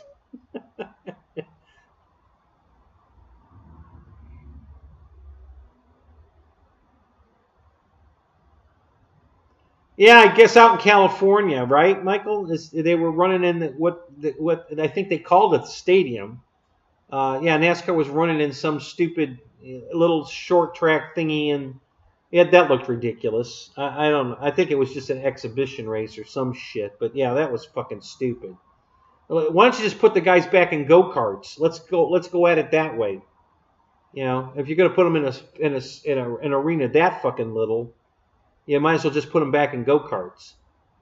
So, I don't know. They just ruined that sport too. All these fucking rules. Thank God they haven't changed any rules in baseball. Baseball's still baseball. So I like watching baseball. I don't give a rat's ass about football anymore. Football and NASCAR can kiss my ass.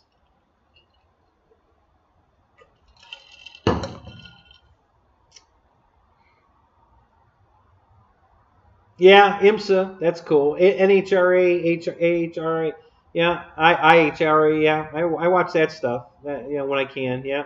Way more interesting than NASCAR now.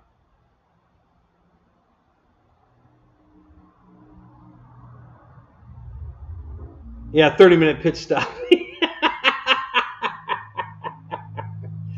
Yeah, that's the new thing too. This electric NASCAR. They say it's not going to replace the gas cars, and it'll never replace the gas cars. It's just they might start another series with electric cars. Good luck with that. You know, there ain't no more win on Sunday, sell on Monday bullshit because nobody can sell electric cars. You know, all the dealerships are full of electric cars and they can't give them away. So the whole electric car fad is pretty much over. You know, they didn't think it out when they designed it, and now it's coming to the end. It's going to be over.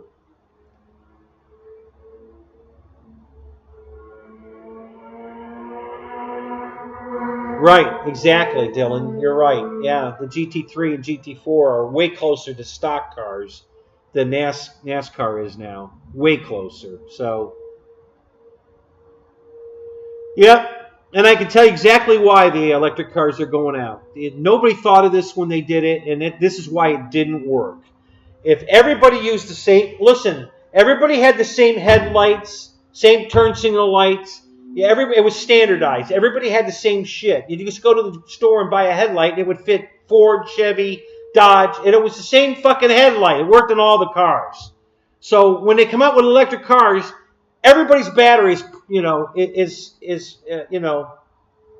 theirs only. They can't swap. If they'd have come out with not charging stations, replacement battery stations. You go there, you take your battery out of your car, you throw it in the charger, you take a fresh one out, put it in your car, and you go on.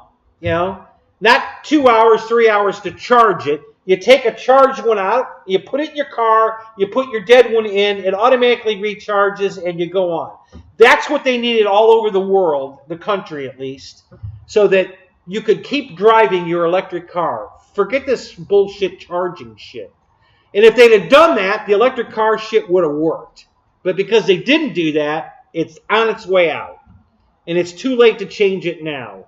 Because there's too much, they've got too much money involved. So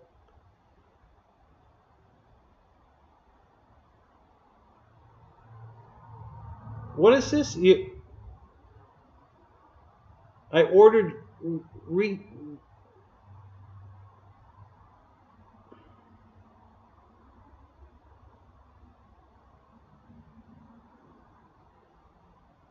received the red and green hammer rays on sale from her. What the hell is that? What is a hammer ray? Mostly for my daughter and grandkids for the farm. Fred, I have no idea what you're talking about.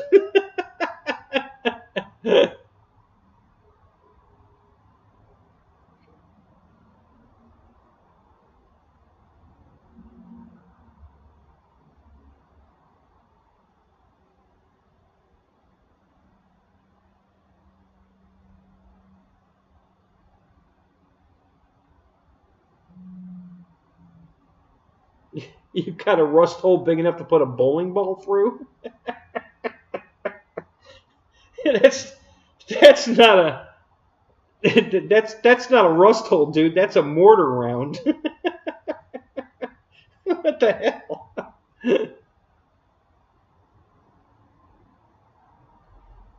Oh, a low C10 brushless desert racer. Okay, and how much was that thing?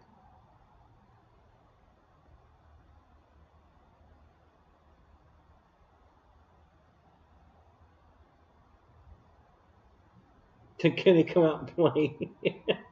Absolutely, I can come out and play. I'm always available to come out and play.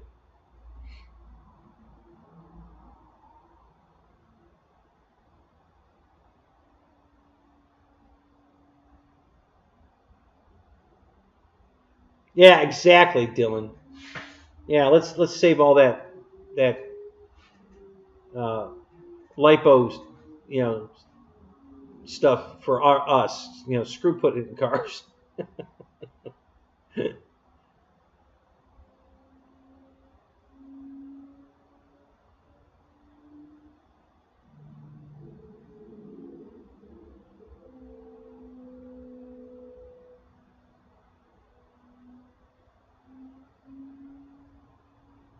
Yeah. 6, you've used that joke 100 times. But I'll play along. Yeah, hey, what's a henway? Go ahead.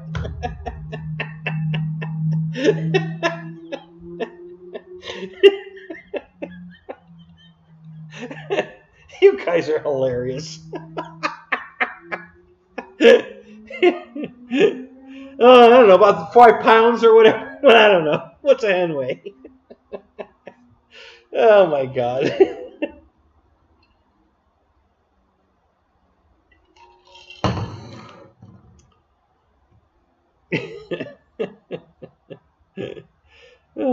God, that's hilarious.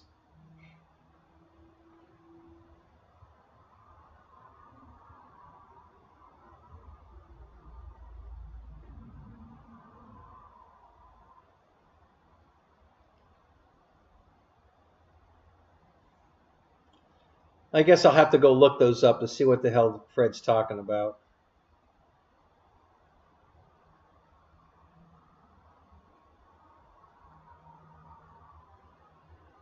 $4.99, but $2.99 on sale. Yeah, that's still too much. That's $300. I'm not buying any more surface vehicles. I got too many now. Christ, I got shit. You know, I've got the Toyota truck. I've got this Jeep. I've got two Jimmys. I got the Piranha. I got the two vehicles I got from Ben.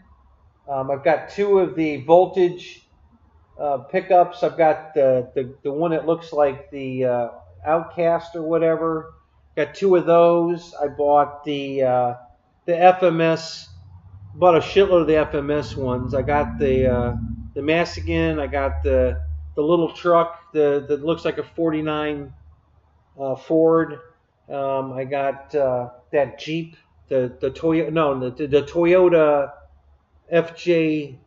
I got the little FJ Toyota. Man, it goes on and on. I've got so many fucking surface vehicles now. God. That's why I needed the Radio Master transmitter, because I can't keep putting batteries in all these fucking transmitters. Jesus. It's just insane. So yeah, I'm not buying any more surface stuff. I've got enough. You know, maybe if it was like $100, $99, maybe.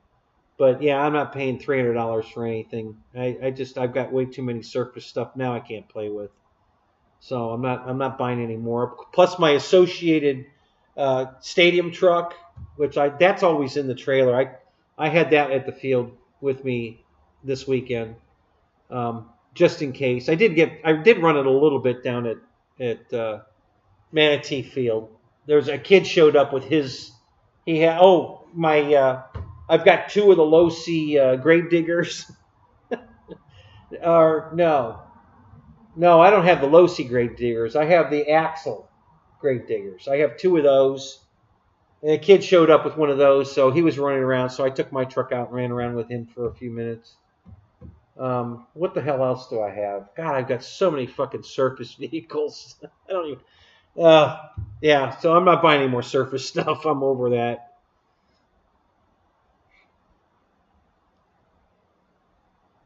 Chiefs win. Oh, there you go.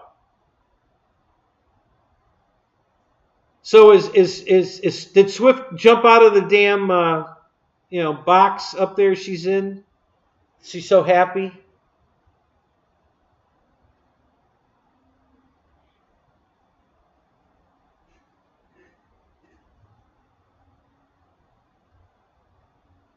Wow, what an ending. Yeah, was it good?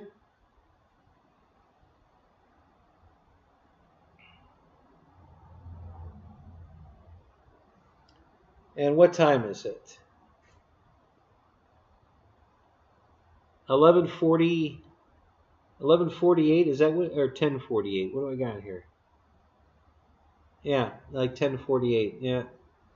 All right, guys. So we'll have to see if you guys know Pilot Ryan comes on. Let me know.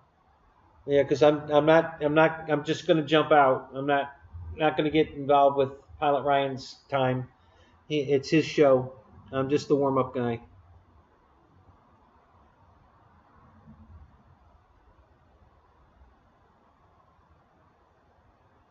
Well, honestly, Ken Bird, the only way they'll come out with a surface vehicle that I'll just have to have is it's going to have to be under $200 because I'm not spending more than that on anything. I don't care what it is. They could come out with the Batmobile for all I care. If it's more than $200, I ain't buying it. I just can't spend any more money on surface stuff. I got too many now I don't play with. So, I'm just not going to do it. There's a lot of cool surface stuff out there, but I'm just not going to do it. David, what's up? How you doing, man? So I guess the game's over. You jumped in here. Yeah, that's funny. So did you want the Chiefs to win?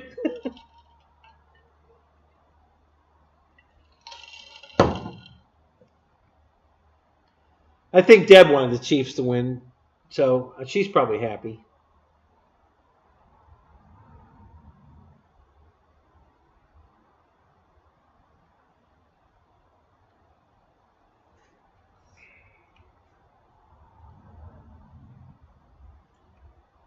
Where's, hang on a minute, let's go see.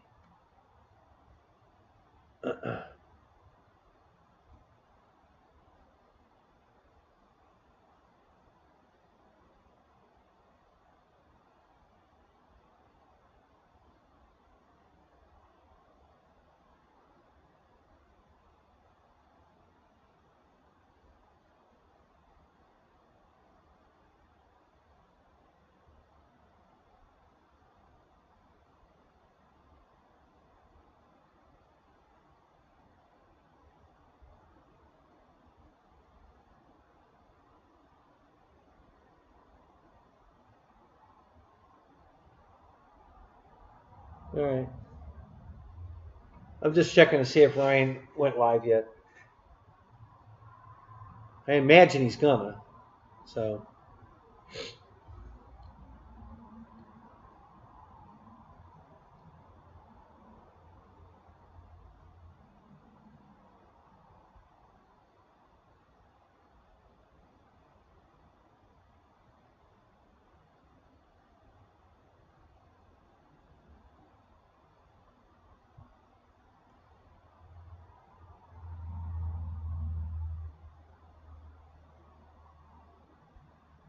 Oh yeah, yeah, Dylan. I've done the streamer dog fights. Yeah, I've done that a bunch of times. That's fun.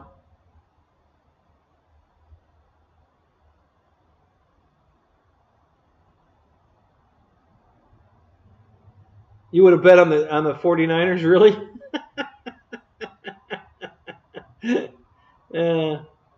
Yeah, I don't gamble. I wouldn't have bet on either of them.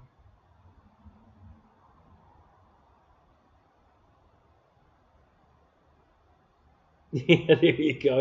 Yeah, it's some kind of it's the tool that we use on the shit show, Ken. We call it the Super Bowl.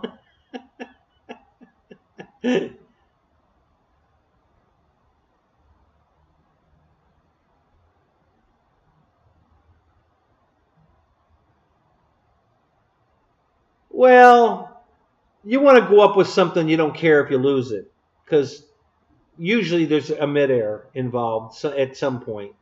So yeah, you don't want to put an airplane up there that either you can't replace or that you just really love. Yeah, that's not the airplane you want to use.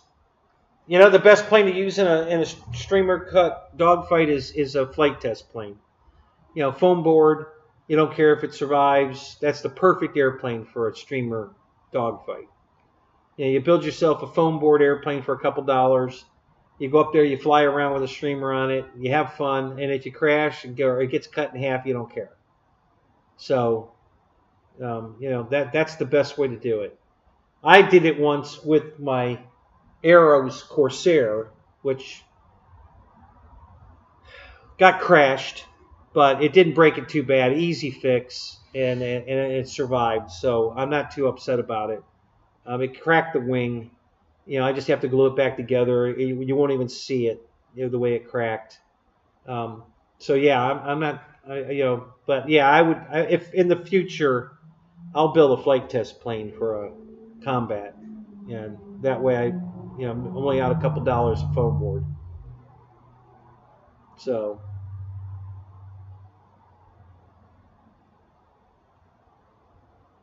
Yeah.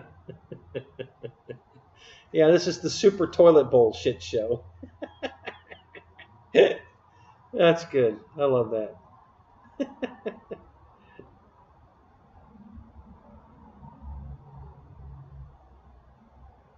Nothing from Ryan yet.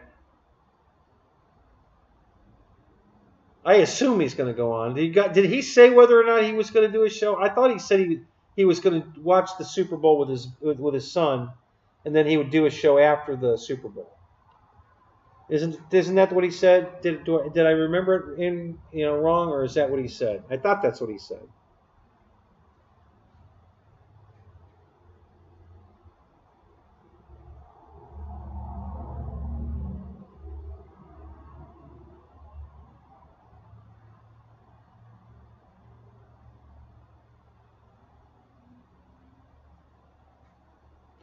Well, I guess they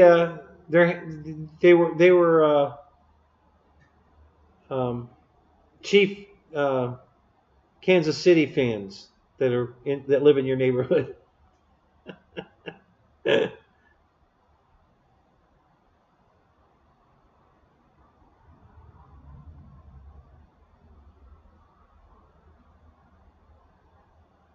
Yeah, I'm an RC flying drug dealer. Yeah.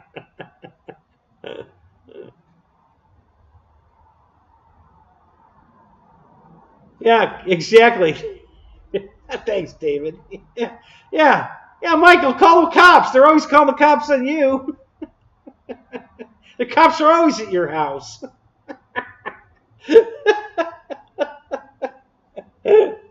uh, yeah, I didn't see it. I keep checking to see if Ryan's on. Nothing yet. So,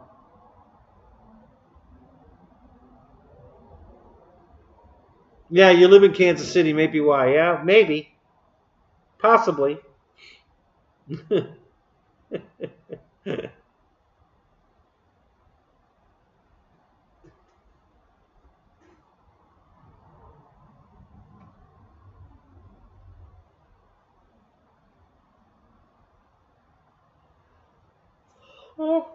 Yep, nothing yet. No pilot Ryan yet. Okay.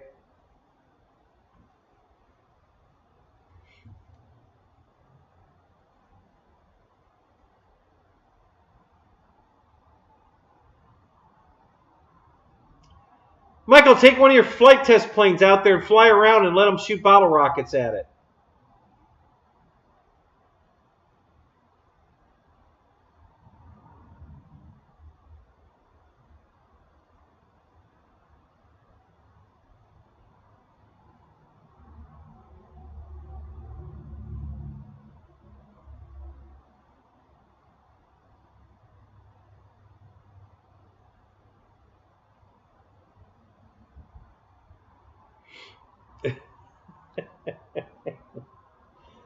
Yeah, I don't think I've been that still tonight that you would mistake it for. I could put the fan up with the streamer going so that even though I'm staring, you can tell it live.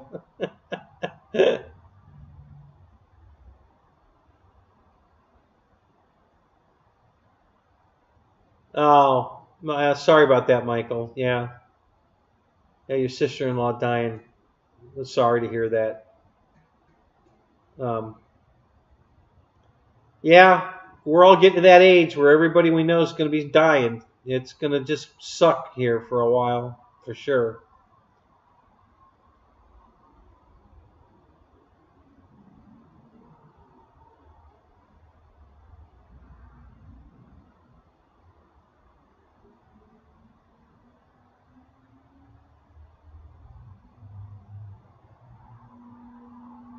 All right, Fred, that's cool.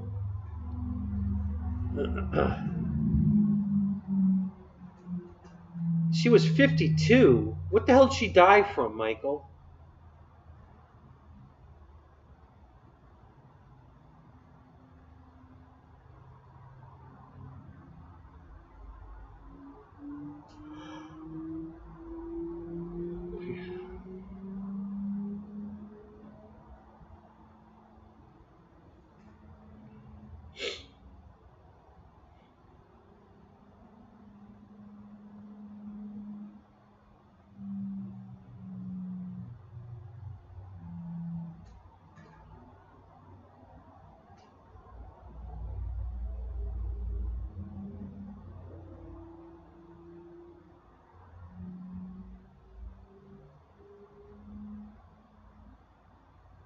She suddenly got a whole bunch of cancer. Really? Wow.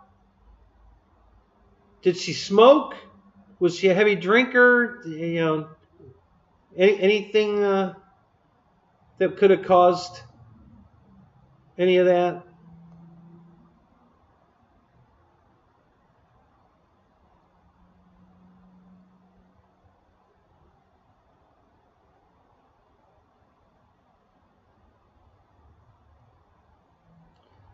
Yeah, that's what they say. That the treatment's always worse than the cancer.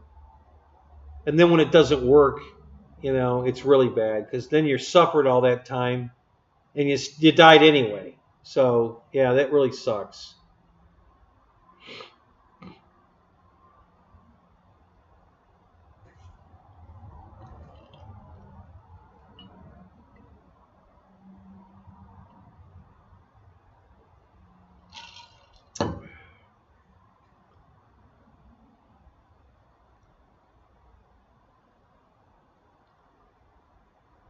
All right, guys, I got to take a break. I got to go pee. Going to get a refill. Listen, if Pilot Ryan comes on, just go over to the show. You don't have to worry about saying goodbye. I get it. Don't worry about it. Just get in this show. I'll meet you over there. Um, you don't have to worry about saying goodbye to me. I get it. I totally understand. So if it happens while I'm gone, just go, and I'll see you there. I'll be back in a few minutes. I'm gonna go pee and get a refill. So if you're gone, I know why.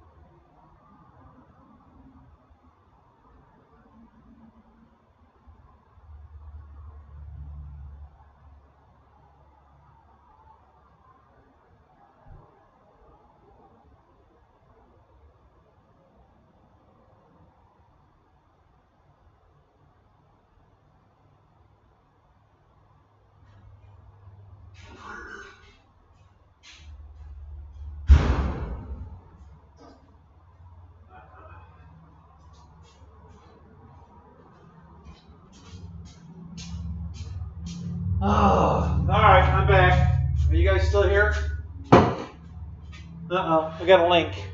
What's that too?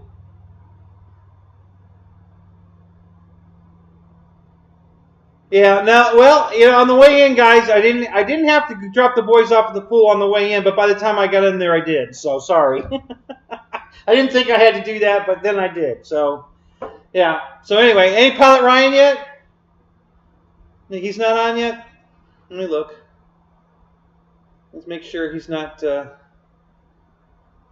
Notifications. Nope, nothing yet. All right. We'll keep going.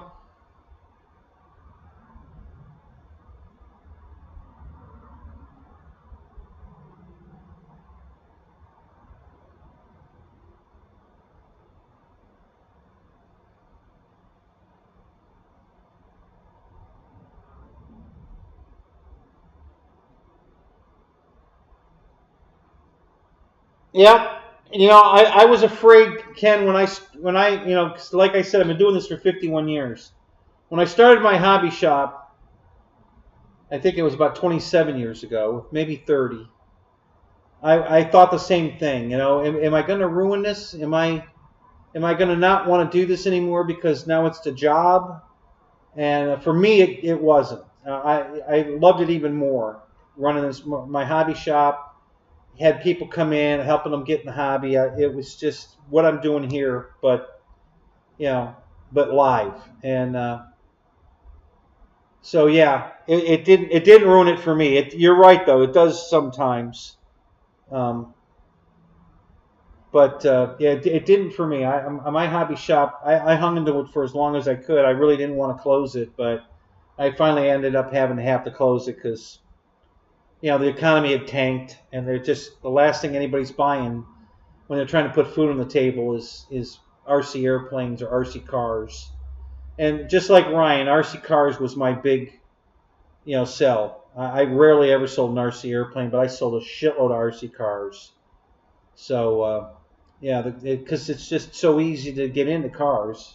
Anybody can take a car out of the box and learn to drive it, without crashing it and have to start over. That doesn't happen with a car. You might break a suspension piece or something and you just replace it. But when an airplane crashes, you end up replacing the airplane usually. So yeah, it's not the same thing. So yeah, the cars were my mainstream. That's where all my business. 95% of my business was cars. The rest of it was a combination of rocketry, trains, plastic models, and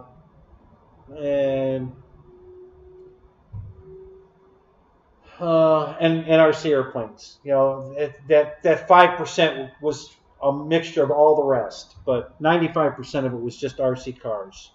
So, um,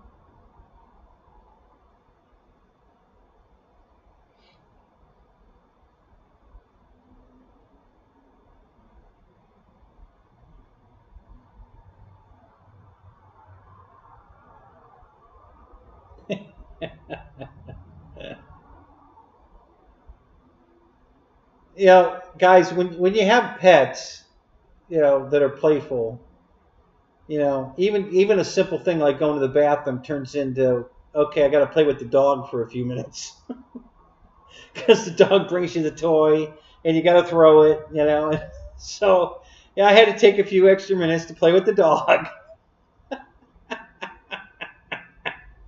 You guys know what I mean. If you've got pets, you know what I mean. So yeah, so that's why I took a little extra time. Uh, yeah, I love that little dog. He's so much fun.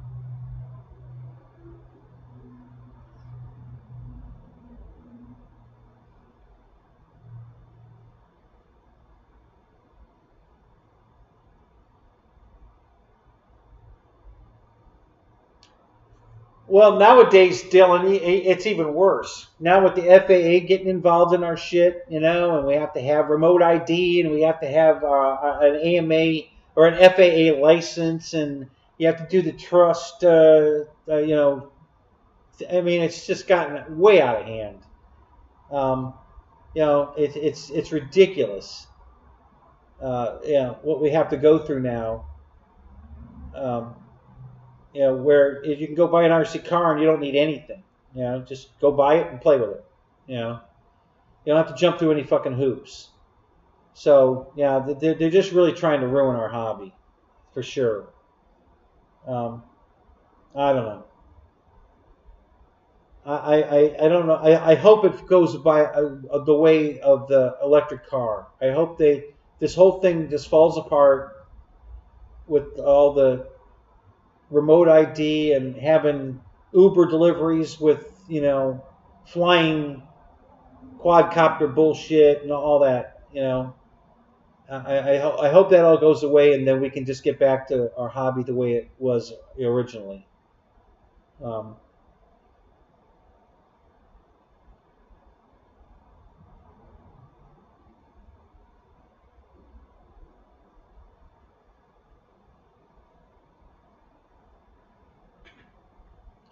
Yep, Dylan, I'm the same way. I'm just walking right by the hoops. I refuse to comply with this bullshit. I've been doing it for 51 years and I've never had to do any of this shit. And now I do. Listen, I don't recognize the FAA as my, you know, uh, association I deal with. AMA is my association, not the FAA. The FAA can kiss my ass.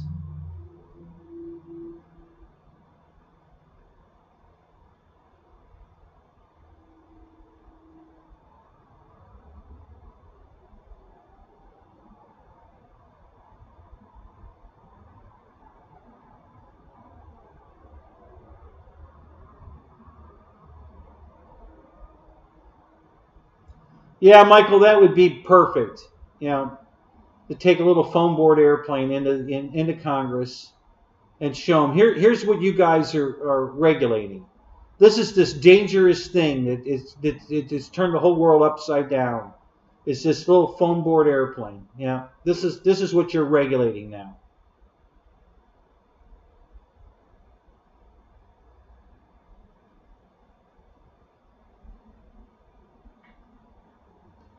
Right, so he's got my phone number. He'd call me or text me if he wanted to go.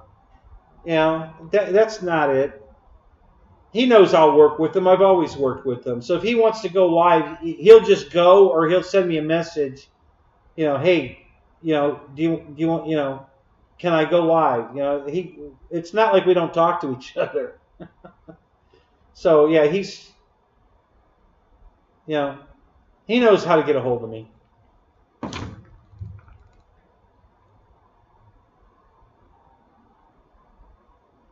Yeah, especially a nutball.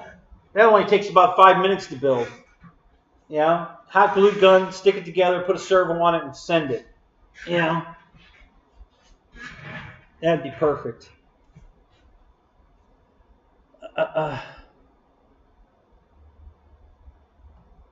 My guess, right, says he's probably putting his kids to bed. I'm sure they stayed up to watch the game. So the game's over. They did their little celebration. Now he's putting the kids to bed, and you know, and then he'll come out here to try to, you know, start his show. Um, I give the guy a lot of credit. You know, he really is a dad. You know, first. You know, the guy works his ass off, and he always puts his family first. You know, I just can't believe how much this guy does. You know, and there's so much in his life going on, and he keeps it all going. The guy's just a workaholic. He really is.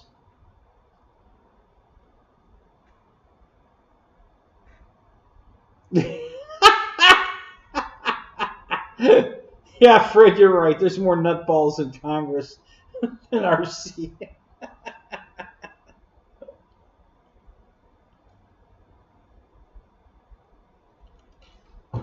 Roach Coach, what's up? How you doing, Michael?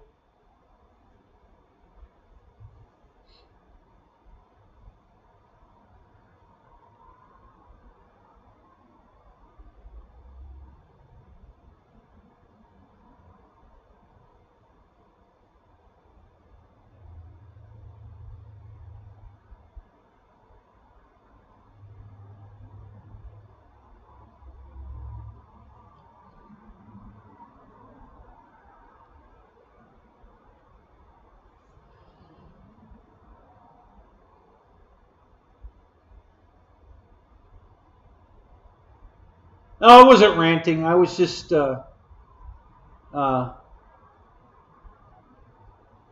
was just a quick agreeing with Dylan about he's not jumping through the hoops. He's ignoring it, and I was saying, yeah, me too. Uh,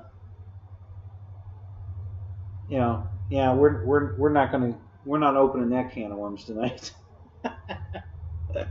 As far as I'm concerned, they can kiss my ass.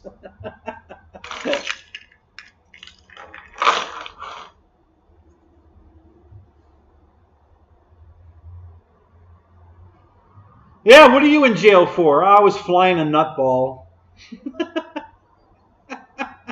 at the park. Didn't have my FAA certification, so yeah, here I am. What are you in for? Oh, I killed my boss. Yeah, there you go. Yeah.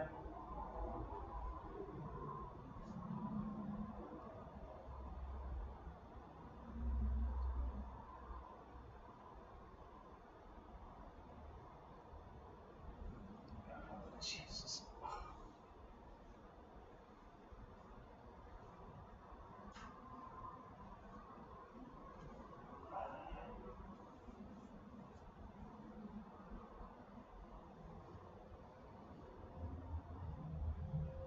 Oh, you actually you did it, huh? You went over to the dark side. You bought one. Oh well.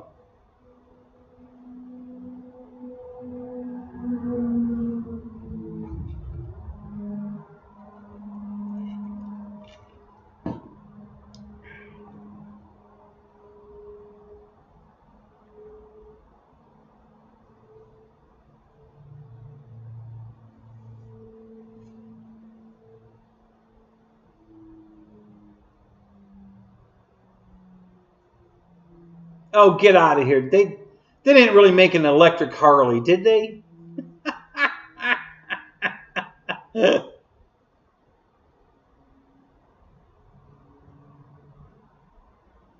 Yeah. I forgot. I didn't register my nutball, so I'm doing time in the federal pen.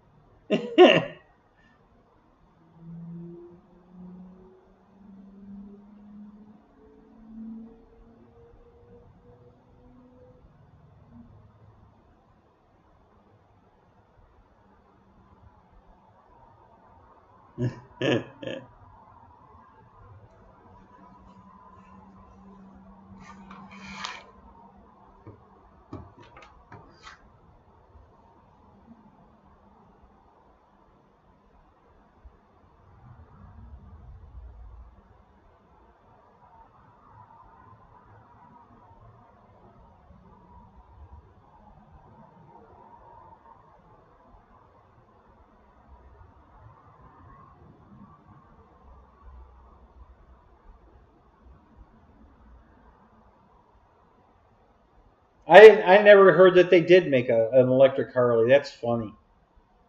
Yeah, that's the first I've heard of that. That's crazy.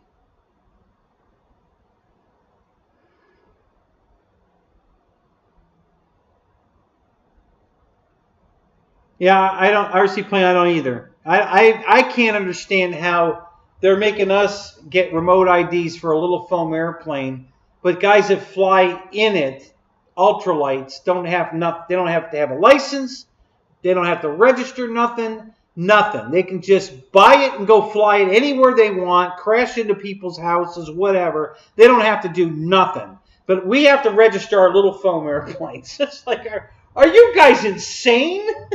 What the fuck is wrong with you? How does that make any sense? It's just crazy.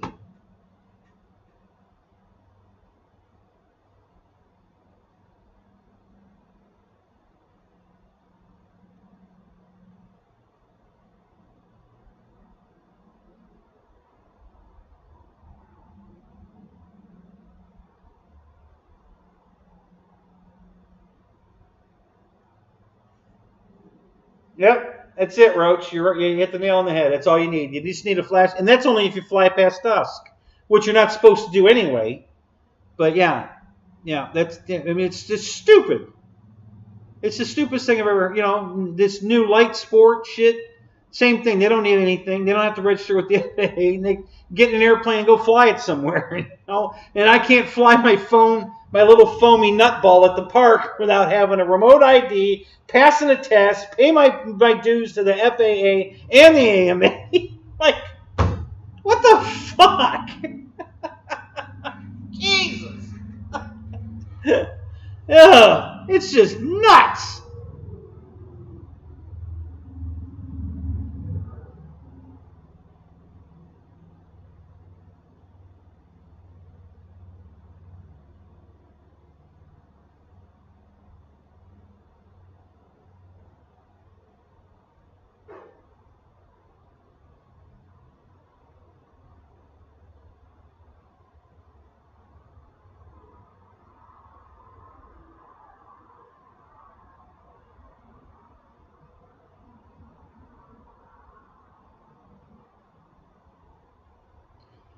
Are you shitting me? Harley Davidson is going to go completely electric?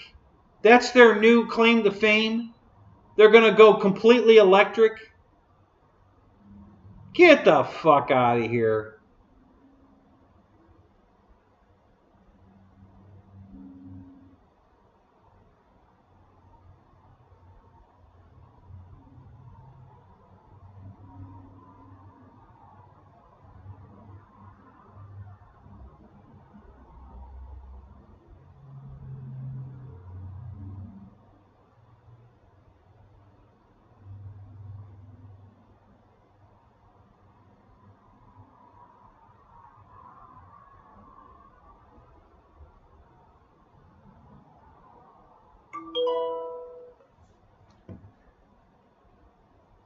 All right, Ryan's on. Good night, guys. Let's go to Ryan's show. I'm out.